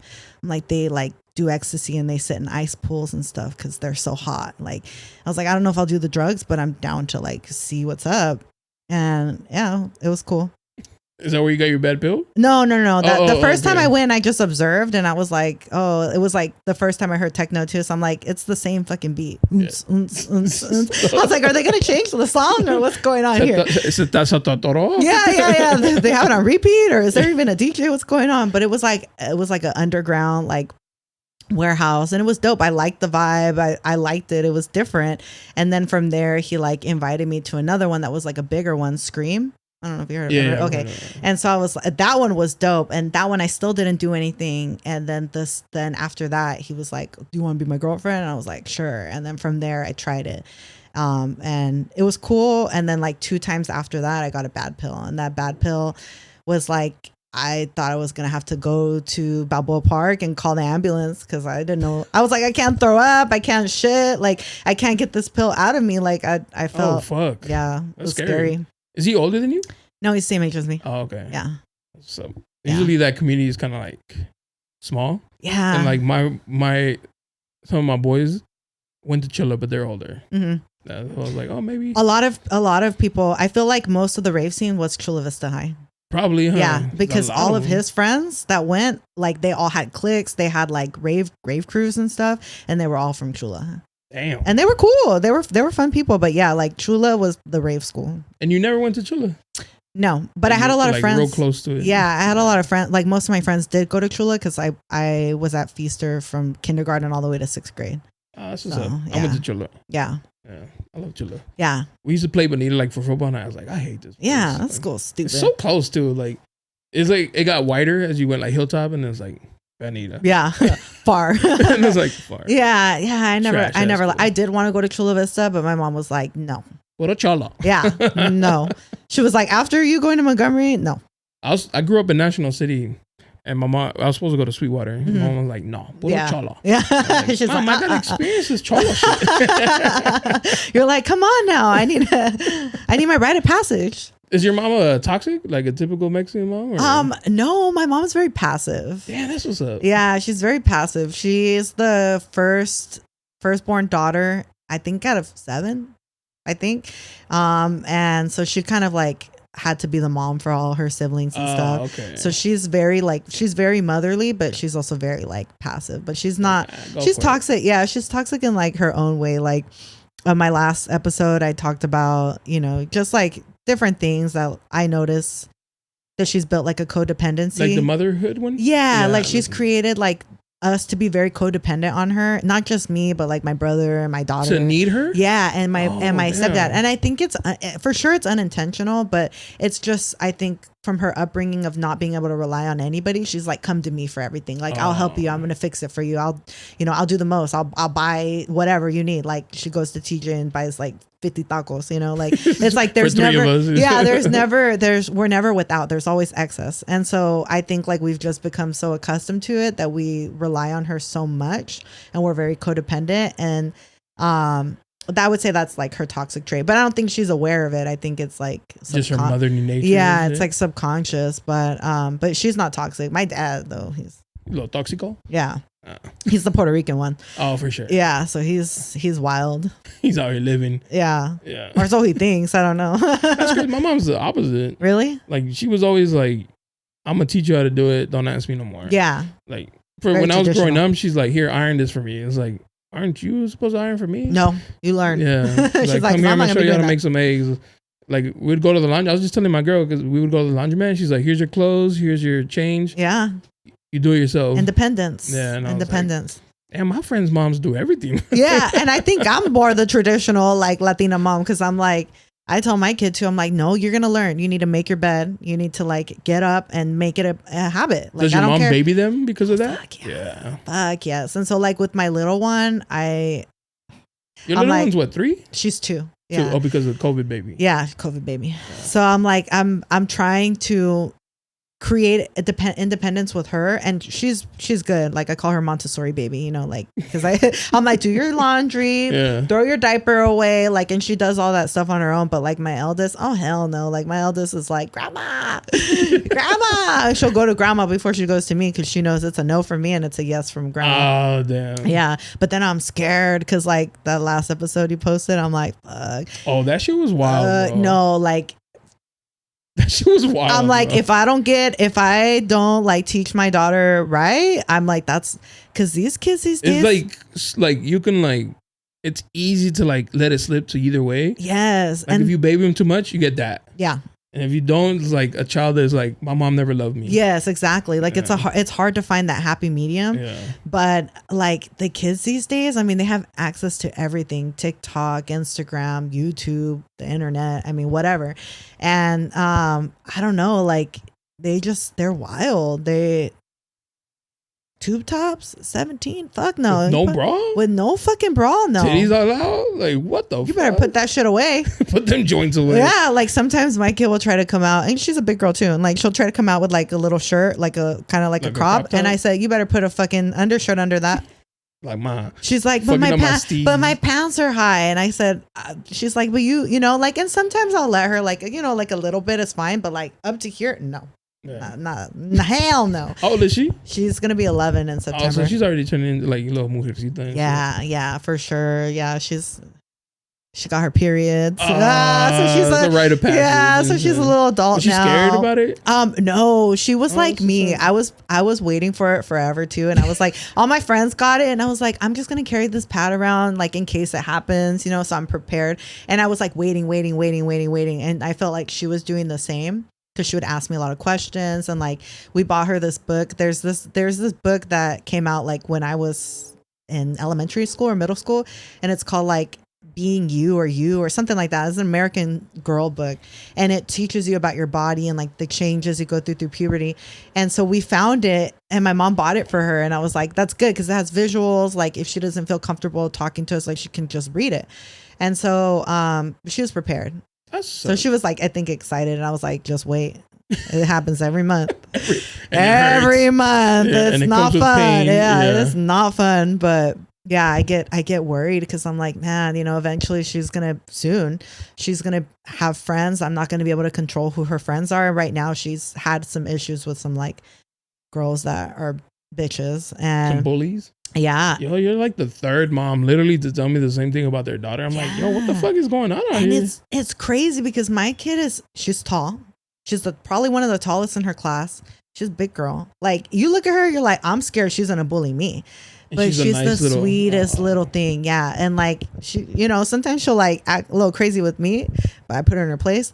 But you know, with her friends, yeah, I put her in her fucking place. Gonna tackle you one day. Fuck no.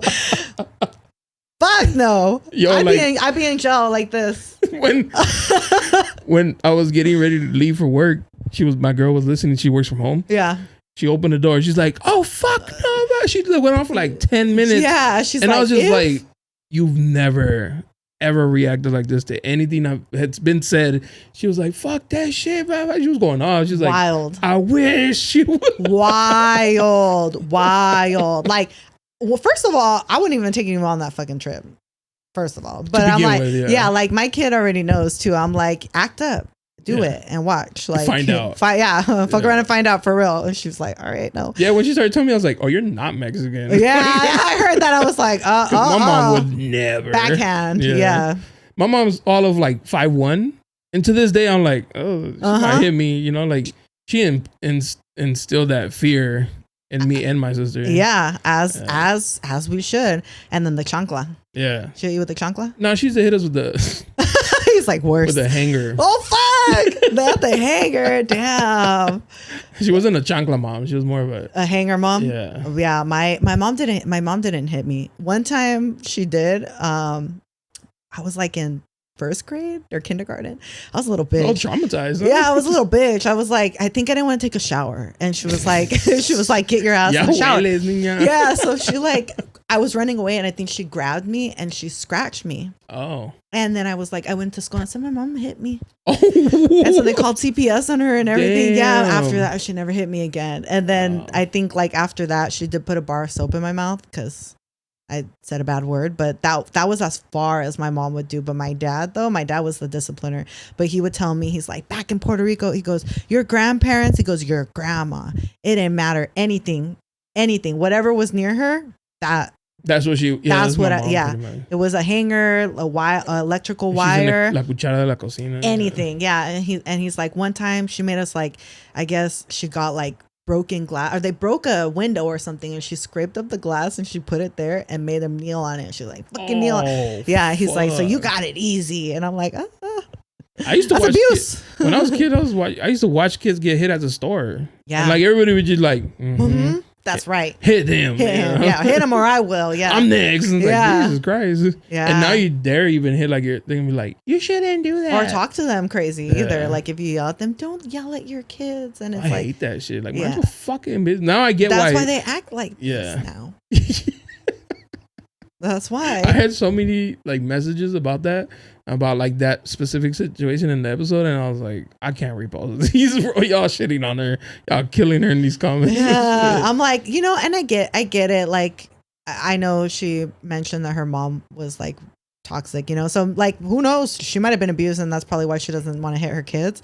I can understand that, but like to a certain extent, like you're gonna respect me. You are going to respect me, whether you like it or not. Yeah, and you are not going to flex on me in front of your little homegirls. I am not one of your little friends. Yeah, just my mom used to say, not one of your little friends. No, she told me amiguita, and I was like, hey, mom. No, fuck that. It is scary though, because like you have a kid and she's like coming up, and like that's a strong possibility. Yes, I get really scared, and then I also get scared because like her dad. It's unfortunate, but her dad is like, he's a user now, fucking the raves that turned it from the raves and went he went to the extreme. Yeah, but it runs in that gene runs in their family, like the addictive personality. Yeah, the addictive gene, like to drugs and stuff. And so like I had a feeling that was gonna happen. I was hoping that it wouldn't, that he would just do it like recreationally, but no, it ended up becoming like an addiction for him. And so I get scared because I'm like, it's a gene, like it's something that she could have too. And so I try, like, she's not like a, she's pretty smart. She knows what's up. Like she knows what's going on. So like I try to educate her, because I feel like that's the best way to treat your kids, is to be honest with them and then just like tell them so that they can make educated decisions for themselves, and not try to educate them when it gets to that point. Like, hey, don't do drugs, because you're going to try drugs. You're going to do the drugs, but just make sure that you're safe and you don't do certain drugs. Like weed is cool. Like, like, and I tell her that too, because like I smoke, and I think like she found my pen or something once, and she was like, she's like, you do weed? And I go, listen. That's cute. I was like, listen, like weed, yes, like it's considered a drug, but honestly it's medicinal. And like I educated her and I explained it to her, and I said, it's not something you could do right now because you're a child. I go, but when you're an adult and you want to do it, that's fine. Just do it responsibly. But this is something that I feel it makes me feel like a better mom. Like I feel like I can parent better. I feel like I'm like less on edge, and like, because being a single mom is really stressful.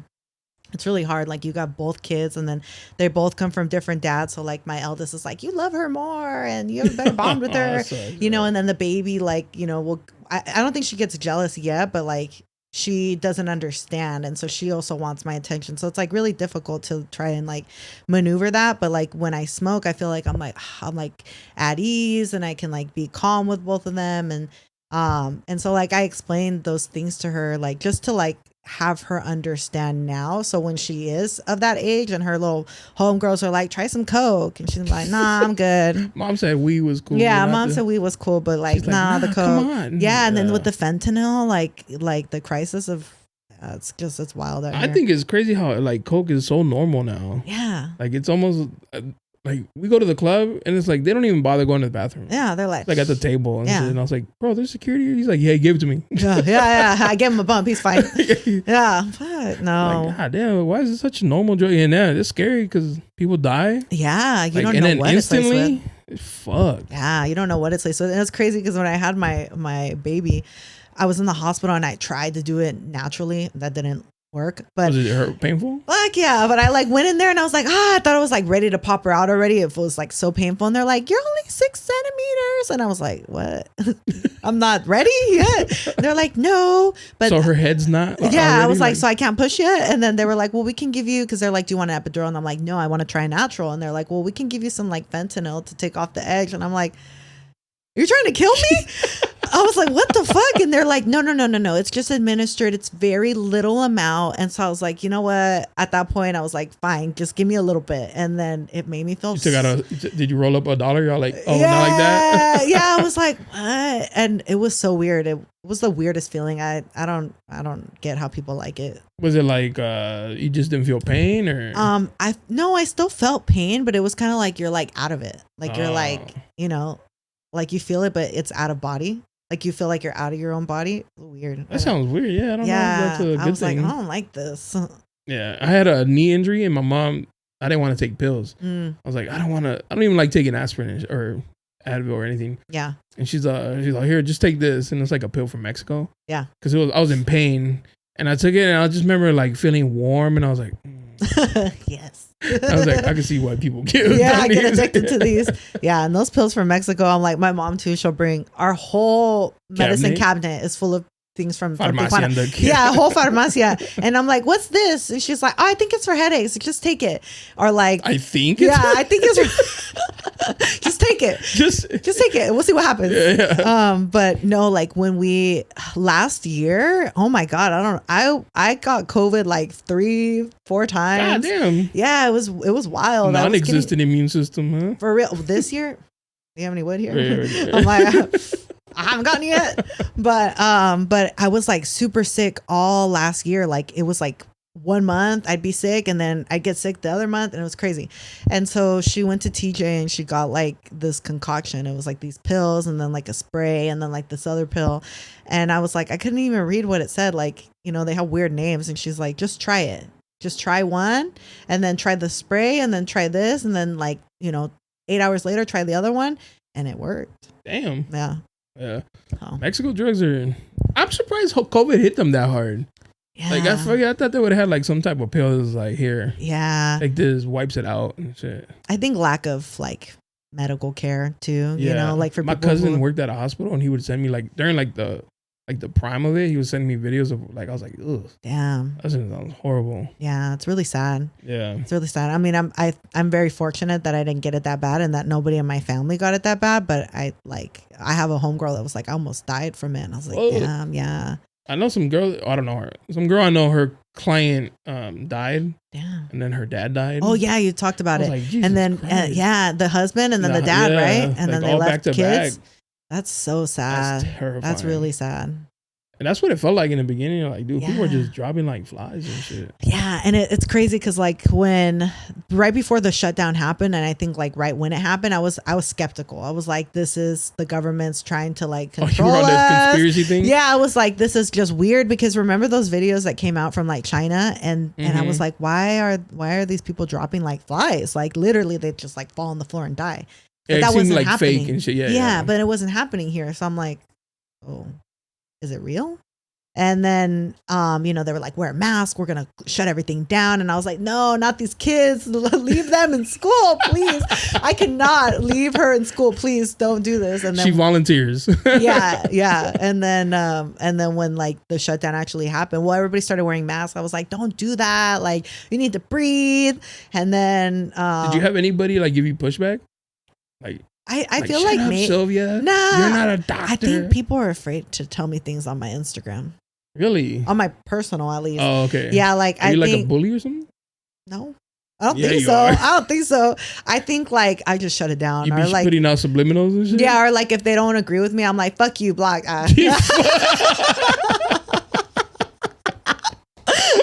I call him out. I like screenshot and I post it on there. I don't know. And maybe talk shit. Yeah, but tag him. But no, I don't feel like I don't feel like anybody really gave me like too much pushback. But that was short lived because I realized quickly that shit was real. I was like, fuck, you know, like everything shut down. And then like at that time, you know, because my ex didn't have a place. And I was like balling. I was like, fuck it, let's go get an Airbnb. And so like Airbnbs were hella cheap, like right in the beginning. Because nobody was. Yeah. And so like we would go stay in like a high rise in downtown. And it was crazy just to like look outside the window and it'd be dead. Damn. Like ghost town, no cars, no people. You go to the grocery store and it's like they only let 2 people in at a time, you know, like, and it's like a limit of 20. You can only get 1 thing of eggs, and it was wild. And I was like, damn, this seemed like a movie and shit. Yeah, it was scary. But it was also kind of lit. Like I liked it. We used to have like game night too. Yeah, I became an alcoholic like in that time frame. Like I swear I downed. It was like a bottle. My mom had like this nice bottle of tequila that was like imported from Mexico. I don't even remember what brand it was, but it was like, she was like, it's a $200 bottle. And I was like, fuck it. And I grabbed it. And like between me and my ex, we killed that shit in like a night, but it was good because I woke up and I had no hangover. So it was some good tequila. But yeah, I'm like, we were drinking. I lost track of days. You remember like you would take an Instagram story and somebody would tag you and it'd be like, take a chug, send a chug. Yeah, things like that. It was like, damn, we're just all alcoholics out here. Everybody was just having a blast. Yeah. It was cool though. It was like, I felt like it was fun at the same time because, and maybe just for me, being quarantined, because I had like moved back with my parents maybe like 1.5 years before COVID. And I felt like we like built a better bond, like me and my family, because we were stuck with each other. We didn't have anything else to do. Yeah, because it was going either way. It was like building a bond or destroying. Oh, we had both for sure. Relationships and shit. Yeah, we had both those moments. But overall, I feel like it was like good for us. But I know like a lot of people were alone too. Yeah, I heard a lot of stories of like relationships like plummet because they were with each other for like so long. And you know, you don't think it'll happen to you, but you're like, what if, right? Yeah. And I was like, no, thankfully we like each other. Yeah, for real. Because if not, you'd be at each other's throats, literally. But yeah, it was wild. And I feel for the people who didn't have like anybody to be with in that time, or people that were alone or their family's not here, because I can't imagine like how that felt. I like it was lit, like you were saying, like in the beginning, but I don't like saying it because then there's people who are like, I lost my dad. Oh yeah. And it's like, oh, I'm sorry. Like, I don't mean like that. Like it was lit. Like it was just like no work, you know. Like, and I feel like it made everybody slow down. Like I feel like everybody had to just like put their life on pause, and it's like whatever you had going on, like now you got to sit with yourself. And I think that that's what made, because right now like healing is the new wave, you know. But I was like doing that shit before it was like. Before it was popping, yeah. When it and like healing is hard. Like when you do like the hard work, like you face like your shadow, and you like really dig deep. Like, why the fuck do I act like that? Like, why do I think like that? Why do I do these things? Why do I choose these things? But like, I think COVID forced people into that unwillingly. And some of them was forced upon them. Yeah, some of them didn't know how to deal with it, and some of them were like, "All right, cool, like let's." You do talked this. about that too, like even with this guy, how you like before you would have been like, "Oh, it would have been like a situationship." Yeah. But you're like, no, you know, I have to put my foot down. Yeah. Being self-aware. Yeah, no, right? And then here I am. What's up? What are you doing? I'll see you on Tuesday. Yeah. He's on 12 o'clock. Right. No, it's true though, because like you recognize, like I think what the misconception with healing is like people think, oh, you know, once you're healed, you're healed. No, it's like healing is not linear. Like it's something you choose forever, because you have to like call yourself out in those moments where you're like, oh, fuck, like I used to act like that. That's a pattern, and I need to not. I need to like nip it in the butt right now and choose something different. And that's the hard part, because people, we love familiarity. We want to stick with what we know, and to step out of that comfort zone is difficult. Facts. Yeah. I mean, even this was like out of my comfort zone. Yeah. Why did you start a podcast? Anybody ask you that? Yeah, I used to listen to this two guys called Deezus and Mero. I loved it. Allegedly. That's why I was like, allegedly. Yeah, I'm like, allegedly. I fucking love Deezus and Mero. I'm really sad that they broke up. I know. That's like, I was like, Deezus needs to stop being Hollywood Deezus. Nah, well, I dove into like the whole thing. You don't think it's that? It was Mero. Why? Because he defended Victor. Deezus wanted Victor out because he was causing like problems. Victor. It was their manager. Oh, okay. He was causing issues like I don't know, whatever. And Mero was like, nah, it's my guy. So he like stuck with him until like it caused him to and I was like, damn, this is fun. Like, yeah, I got funny homies with me. Yeah. And then I bought all the equipment and then started doing it. But the comfort zone was putting it on video. Yeah. I was like, oh, I don't know. And I'm telling you, I was like, man, this is like, I thought you had a whole crew. No, like seriously. I thought there was like behind the camera. Yeah, I thought you had somebody in the cameraman and then like somebody like, like throwing facts out or like how they had that girl or whatever. Yeah. But yeah, Deezus and Mero's so they're the ones that like inspired me to like try this and shit. And then I had my old barber was supposed to be my co-host. Okay. But he was just kind of like, let's like I'm busy or stuff like that. And I was like, man, fuck it, I'll just do it myself. Yeah. And just have guests and shit. Yeah, sometimes that's better. Yeah. I want to do guests. I just don't have I literally record it from my phone. The phone? Yeah, literally. But I do want to like do it because I have some ideas and like people I'd want to bring on and stuff like that. But yeah, that's next. That's good, like women empowerment, right? Like that. Yeah. It needs more of that. There's like a few other ones, but it's like not empowering women. It's more like embracing, like, I mean, it's kind of right, like embracing the thotty shit. Oh yeah. I mean, that's kind of women empowerment, but there's like you need more of like the healing shit. Yes, exactly. And I love both. I'm like multifaceted. I love it all. Like Horrible Decisions. It's one of my favorite podcasts. Those bitches are funny. But there's like, for me, it was more so I wanted to create a space for like Latinas, like healing and talking about like real shit. Because it's difficult to find like other Latino podcasters out there. Like there's not that many. Yeah. And I feel like podcasting was like a very white dominated space. And now it's not, because it's becoming a lot more like cultured, and I love that.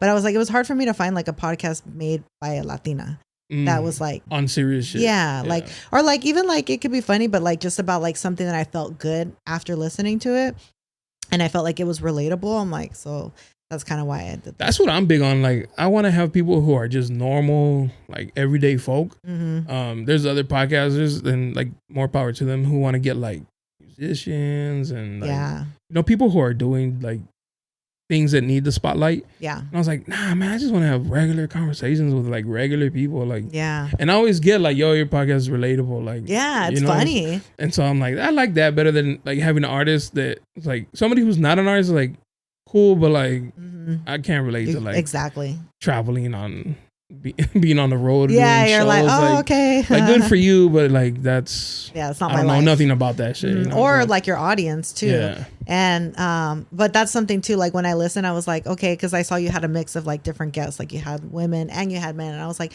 okay, like I was trying to figure it out at first. I was like, what's his niche? Like, is it like I thought maybe you had artists, like San Diego artists, but no, you have like anybody and everybody. And it's cool because like you listen to their story and you're like, I don't think I'm gonna relate to this man or like anything he has to say because he's a man. But no, like he'll say, like, you had some guy, I can't remember his name and I feel bad, but he was talking about like his kids and like things like that, and I was like, oh, like you really can find something relatable with anybody. Yeah, because if you're a parent, you're a parent. Yeah. Right. So you guys kind of, even if you don't parent the same, you understand like like what's going on. If you're single and like, I've had girls who come in here and tell me wild stories. Yeah. Like, I'm like, the girls at the gym? Yeah. I was like, no, see, that's what I was talking about, my toxic trait. I was like, did my ex slide in her DMs?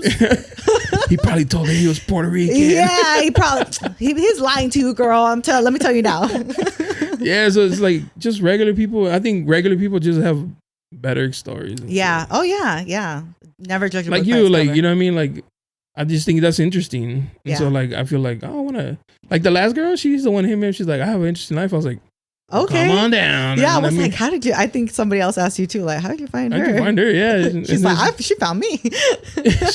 she added me, she was like replying to my stories and she told me something interesting. I was like, hey, do you wanna like, she had a story for sure.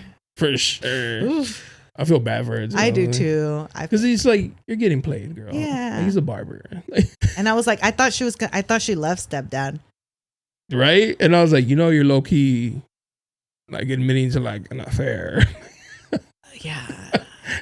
Right before she left, I was she's like, and he's an alcoholic. And I was like, I thought it was gonna end with like a story like, oh yeah, we not I left with him or whatever. Yeah, no. I'm a single mom, and I was like, get it, girl. Yeah, nope. Not yet. Soon. Even when she left, I was like, like, do you blink for help? You remember what you said, right? She's like, yeah. I was like, all right. Is he gonna listen? I was like, if he beats you, like, yeah. I was worried because she's like, I was like, let me know when you get home. It was late. And she's like, yeah. And she texted, she's like, hey, I'm in the driveway. Like, I won't reply after this. And I was like, girl, are you okay? Like, yeah, blink twice if you need help. Scary. Like, you can't text when you're inside the house and shit. Yeah. Those relationships are horrible. Mm-hmm. Yeah. If you're in one of those, get out. Were you in one like that? Yeah, my last ex. Oh, that's well, both my baby was daddies it like were like a phone checker too? He didn't check my phone, probably because he didn't want me to check his phone. Honestly, mm-hmm. So he was always like, but he never checked it, but he would always like make comments and stuff, and so like I couldn't have nobody texting me or whatever. Especially like, who's that? Yeah. Mm-hmm. Was it hard like with your male friends?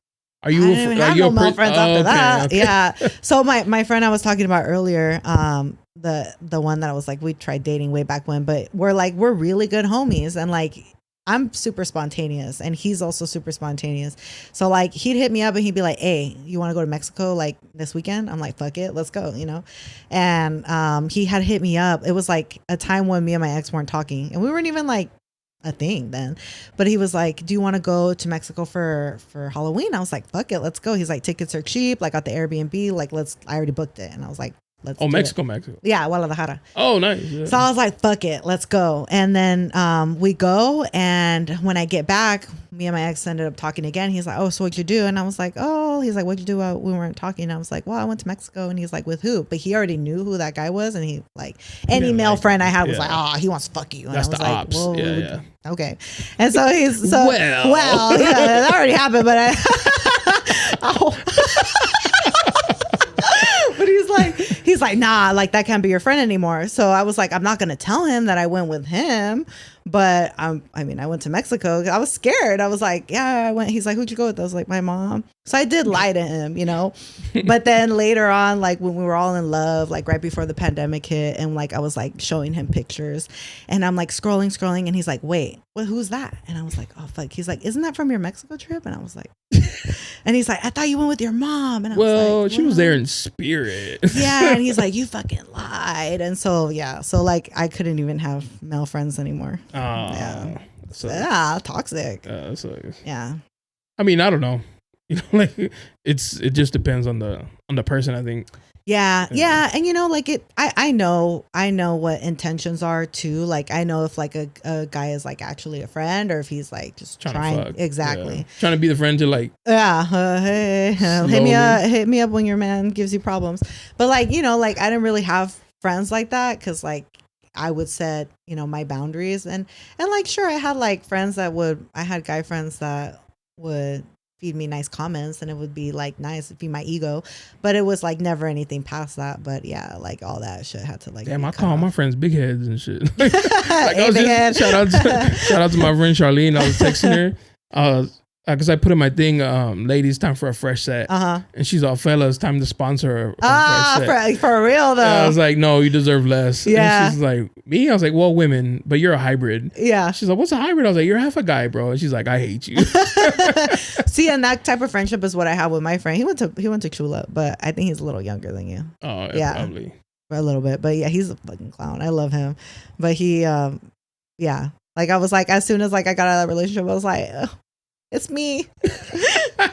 Add me back. It's me. I'm sorry. Yeah. He's like, why did you block me? I was like, you blocked him? He made me block him. Oh, that's toxic. Yeah, he made me block him. And then I'd be like, why do you follow all these fucking realtor bitches? And I don't want to be like, that's definitely something I don't want to do when I get into a relationship again. Is like, I don't want to be going through your likes and your followers. But you've like, done that. Oh, with him, I had to, because I was like, he was so secretive. I'm like, I wonder if I know him and he's gonna listen. He's like, "What's up, Jonah?" I'm like, "Oh, shit, it was you, my bad, bro." maybe from the club. I know. He was in the industry for like 12 years, so you probably do. Oh, damn. Yeah. What's up, bro? I didn't know. He's gonna sue me. I didn't use your name, all right? Damn, that's crazy. Make you block him? Yeah, he made me block block him. Because you guys, did he know about your history? He did, but That's it was probably like, why, but we're though. friends. I was like, we literally were like, this is not gonna work. Like, work better as homies, and we literally were like, just kept it as homies. But to him, he was like, "Nah, you went to Mexico and you for sure fucked him." And I was like, "Actually, no, we didn't." You're like, no, we ate a lot, and we went to the techno club, and then we came back and we fucking knocked out. Like, it wasn't even like that. But yeah, but in his head, he's like, yeah, in his head, it was clapping like that. cheeks the whole time and shit. Yeah. Yeah. But then at the same time, I'm like, yeah. And what were you doing at the club? Did you ask him? Yeah. He was like, working, you know? Wow. Yeah. For him, it was nothing. I was like, okay. Oh my God. And then he like, do you know anybody who face tunes their pictures? No, but like not girls, like guys, like that, not just face tune like their face, like, and give it like a soft look, but like make their waist smaller and their muscles bigger, you know, dudes Not that do muscles that. bigger, but waist bigger. And I was like, bro, stop. He would do that. Oh. He probably still does that. I don't Yeah. know. But yeah, it was I'm weird. Like on my personal Facebook or Instagram, like I do full body. Like, I'm not deceiving nobody. Bro. Yeah, I Like, remember I heard that. you won't see You what. won't see what I look like. That's why I don't use a filter, because I'm like, oh, you were posting that. I was like, this is so weird, because like I'm not gonna show to see you with the filter. You're gonna be like, what the fuck is that filter at? Where your lips go? You know, Your nose was so thin. Yeah, what happened? Your eyes were really big. Sometimes they overdo it and like the nose lines are gone. So it's just like two little nostrils. And it's like, baby, you don't look like that. No. Like, stop doing that, It's please. scary. It's I want to say something, but it's like, you know what? If that makes you like happy, cool. But then they get cocky. Like, I'm that bitch. It's like, not in person. Not in person, baby. Not in person. I go to their tag photos. And like, this is what you really look like. 'Cause nobody's ever good looking in those pictures. No, hell no. Only the person who took it, or like who posted it. Yeah. But now on Instagram, you could like hide that. Yeah. So it's not Facebook no more. They're like, no, bitch, you're not seeing them at all. They're like, nobody can see. Yeah. Or like, I have friends that are like, don't post that because I look ugly. And I'm like, I don't give a shit. I could be looking really ugly. And I'm like, if you like it and you look good, post it. I don't really care, because sometimes I look like that. That's fine. Yeah. But and the guy who's like trying, he's going to be like, oh, you look so beautiful. Anyways. Yeah. You could be in your pajamas, chongo, and they're going to be like, oh my God, hard eyes. I post stories in my bonnet. Like, I wear a bonnet to sleep. And there's this guy that like, there's always that one, maybe 5 guys, right, that are in your DMs, like talking to themselves. Aw, poor King. I feel bad for them. Me too. You don't ever be like, come on, my dude. Like, it's never going to happen. No. So one time, I think I finally moved this guy from like the request. Yeah, to the primary, and I just liked it. I just liked the last one. And he goes, oh my God, you finally responded to me. Oh my God. I was like, I'm not a celebrity. But I guess to him, He's like, do you have OnlyFans? I'll subscribe right now. Yeah. I was like, you can send me the money. Right. He's like, but no, I want a picture of my kneecap. I want to like see something. But he was like, oh my God, he finally responded to me. And I was like, all right. And then I posted a story, and then he like responded, and he said, I love you even if you're a little different. What the fuck? What does that mean? I don't know if I'm ugly and I'm different, I guess. God damn.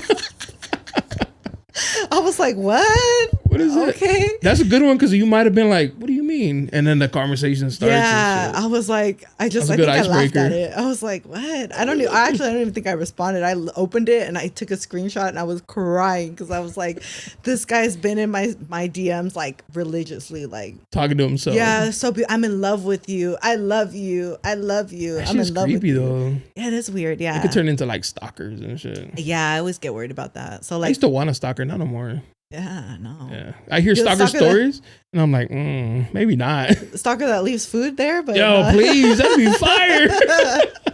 For real.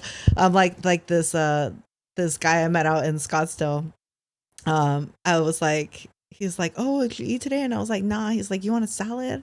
I'll Uber Eats it to you. And I was like, okay. Oh shit. All right. Yeah. So he Uber Eats it to me, but I was like, oh, now he has my address. Right? Yeah. So I was he's like, a sucker. Yeah. He's like, gotcha now. You should have been like, Venmo me the money. You know, yeah. I'll get take it myself. a picture of the salad and shit. Damn, you fucking up. I know, I did fuck up. I was like, nobody's ever DoorDashed me no food or Uber Eats it. Easy victim over here. For real. I'm like, he's like, I could tell you never been treated right. Yo, I used to say like dating girls who were like dating bums was like the best because you buy them a bag of chips. They're like, oh my God. Thank you so spoiled. much. Yeah, for real. Like the most basic shit. You're like, here's a chocolate. Oh my God. Like I'll see chocolate's my favorite. I'll see girls at the bus stop. I'm like, damn, she's cute. I bet you buy her like a Michael Kors. She'd be like, walking around like it's Chanel. Yeah. She'd be like, oh my God, he treats me so good. Yeah. Got that Ross, baby. For real, on discount. Coupon.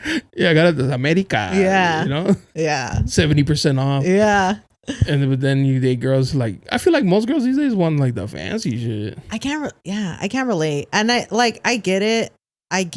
I guess like the thought process behind it. Cause like I see a lot of different posts, right?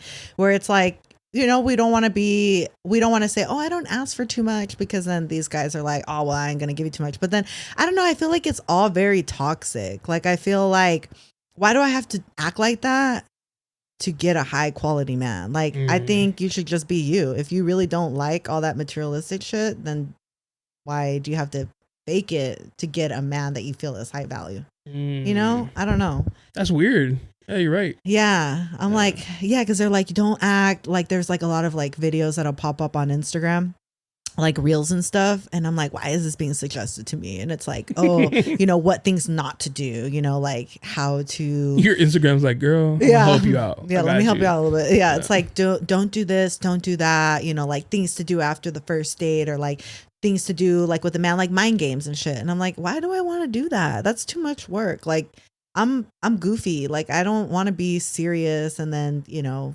like I just want to be me. And if you don't want to like be in your soft girl era. Yeah. And genuinely I do, but I feel like Instagram or just the culture, society is trying to make soft girl era something else. Oh, they're trying to taint it. Yeah, like you got to be this, you got to be that. Like, don't say you're not asking for too much. Like, ask for that. Ask for those things. Like, you should be expecting. And it's like, yeah, princess treatment's cool. Nah, man, I can't relate yet. But I mean, like, I can see why women like that. Like, why they like being wined and dined and buying, like, being bought nice things. But I don't think that like should classify like what a high value like man or relationship is. I've told my homegirl who thinks that the guy should pay for everything, right? And I was like, if that's what you want. I was like, but I feel like if a dude is gonna pay for everything, you should be able to cheat. Like, you ain't doing nothing but what, having sex with him, like, and he's paying for everything. Yeah. What you gonna do? Leave? No, you can't. You can't leave. So she's like, no, and I was like, hey, like if he has to deal with what your conditions are, you might have to deal with some yourself. And she didn't like that. So and it's crazy because like there's guys, right? I saw this. I don't know what podcast it was from, but it was like a clip, and I saw like the reel on Instagram, and the girl was basically saying like, you know, you can't expect like these men are like, oh, I want a woman. Like I want a woman, not a thought. I don't want a woman that's out here like being like thirsty, like I want a traditional woman. And then she's like, well, you got to be a traditional man. Facts. Like, and there's not a lot of that out there like these days. Like you can't have your cake and eat it. Yeah, exactly. I see dudes like, I want a girl who cooks, cleans, but like that's but dope. You gotta work too. But back in the day, like the dude paid for everything. Yeah. So like, are you doing possible. You can't ask for that and be like, hey, 50-50 on the rent. Yeah. And expect her to be like, oh yeah, I'm gonna work and cook, clean, and wash for you. Fuck like, no. I was like, most girls won't. Fuck no. I was talking to my coworker today. Like we were going on a walk, and I was like, I'm like, I don't get it. She's like, my mom comes home, and her mom works like at the court too. And she's like, yeah, my mom comes home. She's like making dinner, and I'm like, hats off to your mom, because like I get home and I'm like. I could never. Yeah, I was like, I gotta work out. Like, I fast, you know, and I'm like, fuck these kids. I'm just kidding. I'm like, I don't know about y'all, but I'm good. And they're like, I'm hungry. They're like, I ate already. I'm good like, luck. I'm fasting. Sorry, but I'm trying that. That shit's hard. It is hard. Like, I'm not eating till noon. But I'm used to my breakfast, and I'm like, I'm gonna be cranky for sure. It is hard. Yeah. It's difficult. I'm like, my stomach's rumbling right now, but I'm like trying to get back on track. So I'm like, So you already ate and you won't eat till tomorrow? Yeah, like I stopped eating like at 2:30. And when do you eat again? Probably in the morning. God damn, girl. Yeah. Like when I get to work, I probably like eat some oats or something. I don't know. A little piece of cheese. You're like, Yeah. I used to just drink coffee, but that shit's not good for your stomach. Like just on an empty stomach, like fasting like that. Yeah. But that used to be like my go-to thing. Even I have my coffee. Usually I get like the one with the cream on it or whatever. Oh, cold foam? I was like, let me get a regular ice or cold brew. Yeah. They're like, you want cream? And I was like, no. Not today. Sorry. Like, you have honey? Thank you. Yeah. Yeah, it's rough. It's hard. You know, you got to make some changes and shit. Yeah, it works though. Intermittent fasting does work. I stand by it. I'm gonna trust you. Yeah. Try it out. Yeah, I did that. I mean, keto was cool too. I just like have asco now. I'm like, is it grease. Just can't eat bread, right? It's carbs. So like when Carbs. you're on keto, it's like you have to limit yourself to anywhere from like 20 to 45 grams of carb per day. Yeah, so it's tough. That's hard. Yeah, and like when I first started doing keto, it was like before keto was like a wave, and there wasn't any. You can go to the store and just buy something keto. Like you had to make it from scratch. Oh yeah, now you can go anywhere. It's like keto bread. And So that's how I learned to bake, because I have such a sweet tooth. I was like, I can only succeed in this diet if I have sweets. So I didn't know. My stepdad used to tell me, he's like, you don't even know how to make water. Wow. Yeah, I didn't even know how to boil water. I'd like put it on. I was like, is it boiling yet? And they're like, no. And I'm like, well, how do I know if it's boiling? I'm like, don't You're get lying. mad. No, I'm not lying. I'm like, don't get mad at me. You guys didn't. Like, it's your fault. Yeah, Mom. This is you. I'm a product of you guys. So like, but my stepdad's mom was living with us for like quite some time, and she was kind of the one that was like, pendeja, like, what the fuck? Learn. And I'm like, no me grites, like, help me. But yeah, so from there I had to learn, and then that's kind of how I learned. Can't give your husband chicken nuggets every night. Yeah, the air fryer. McDonald's. Not even the air fryer. I'm like, fuck that. Here, babe. Yeah, I made these from scratch. Scratch. Why do they look like dinos? I made them. Yeah. But yeah, it's cool. And then no bread, no oats, and so that's why I don't do it anymore, because I love oatmeal. No tortillas. No tortilla. Oh, that's rough. Yeah, but they have keto tortillas now. I still buy them to this day. Can't buy them at the store. They're not sponsoring me, but I'm gonna shout them out anyway. They're called A La Madre, and like you buy them online, they legitimately taste like real corn tortillas. And they're keto. They're like 3 grams of carb per tortilla, and like I fry them. They don't like break when you fold them. Like when you put them on the comal. Everything, like they're so good. Like my family will eat them and be like, what? These are keto? I'm like, yeah, they're keto. But they're really good. I like that. Yeah, no, my daughter, she's my biggest critic. I have like a whole highlight, like a highlight reel on my page, and of everything that I've made, and she's tasted it, and she's like my real ass critic. Like she's like, this shit's burnt. She's like, let's talk about the burning of the chicken. And then she'll show it to the camera. Like she's real savage. Huh? Yeah, she's a Virgo. She goes for the jugular. Like, oh yeah. Yeah, she's cutthroat. And you're a Scorpio. Yeah. So we get into it a lot. I was telling my girl, because she's big on like astrology. Mm-hmm.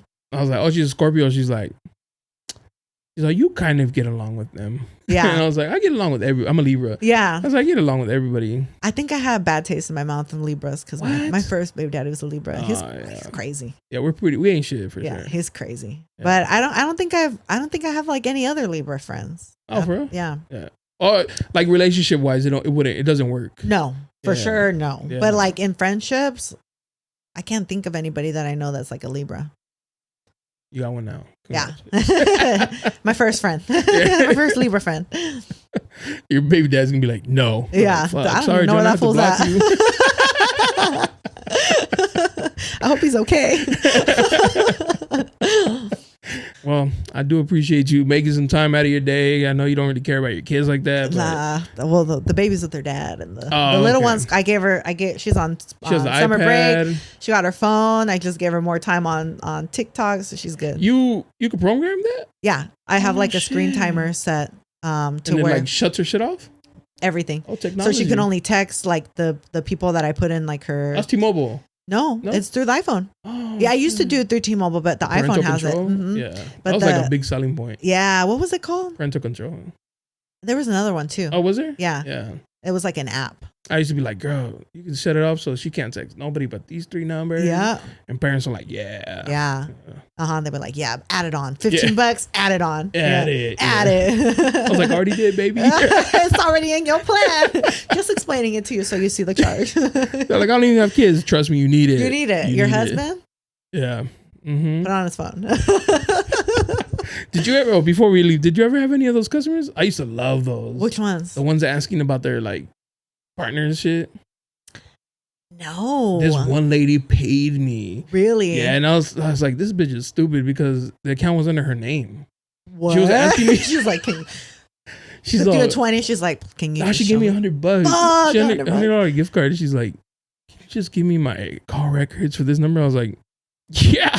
Yeah. I was like, anything else? What else? I was like, here you go. She's like, thank you here. And I was like, oh, sweet. Yeah. You know, I was like, it's your account, girl. Like, what are you doing? But then she's like, I'm going to bring his phone. Can you like hack it so I can? I was like, you doing too much. That's I know a friend who knows a friend, but me no. Yeah, and I was like, nah. I ain't trying to lose my job over some weird creepy shit. Yeah. No, I didn't have any weird customers like that, but I worked in like stores where we had a weird customer dynamic.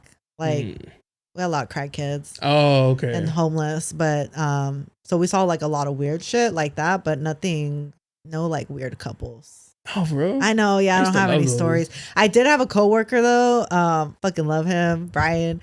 He would try to pop off with any crazy customer. Like if a customer like even slightly raised their voice, like that fool was like, "Let's go outside." And he like take off his shirt. He'd be like, "Let's go outside." Like it was crazy. I was like, "Damn, Brian." Never got in trouble? No. That's what's up. Yeah, I mean, because we were there to like stop it from escalating. But but there was this one guy and he was like yelling, and then he was yelling, and then they were just like talking over each other. I was like, yo, that's crazy. Yeah. Damn, I got the good one. I had a dude who was a detective, and he'd always seemed like, look at Jonah, I fucked her last night. And he was showing me like, he was like an older dude. But you could tell he still had like a little game in him. Yeah. And then I was like, he's like, I call her Amazon. She's like crazy in bed. I was like, oh, right. Okay. And then one day he brought his wife. Oh shit! And you were like, he's like, she needs a phone. And I was like, who is it? He's like, it's my wife. And I was like, bro, you fuck.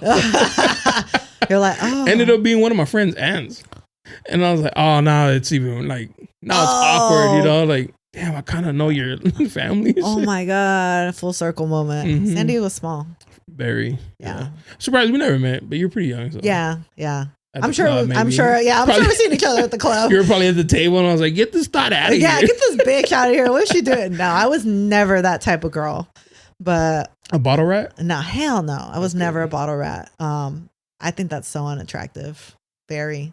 Like doing the most. I never took my shoes off at the club either. Oh my God. Never walked around barefoot. That's disgusting. Very. Like you don't even love yourself. No. When you do that. You're getting yourself hepatitis right now. For sure. Like herpes or something. Something. A new type of staph infection. Like no. A new type of STD on your feet for sure. The most I would do is just flirt with the bouncer to get in, and that got me a baby. Got you a baby. but that was it. He let you in, then you let him in. So. Yeah. Tit for tat. Yeah, you're like, I got you. Yeah, for sure.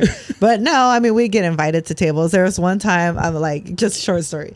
One time we went to Vegas and my homegirls were like, you're the face of the group. You got to get us like at a table. And I was like, all right, okay. So I'm like walking around. I see this guy and he's like, they're like at a table, like elevated. And I'm like, hey, and like I'm making eye contact. He's making eye contact. He's like, come here. And I was like, all right, girls, let's go.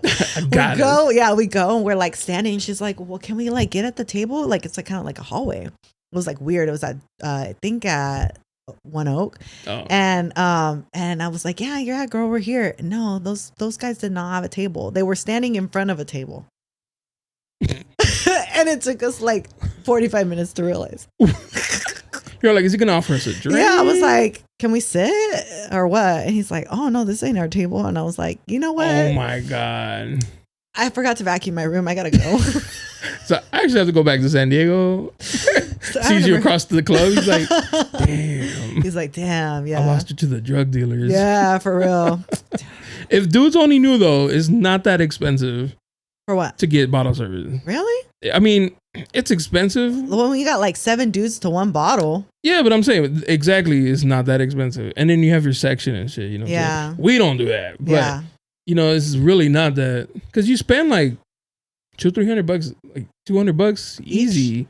Yeah. You know what I mean? Like, I don't know, like drinks at the bar. Oh, that's like it's true. not hard. Plus the cover or whatever. Like, it's not hard to spend that much. So if you just. I guess for a female, it's like.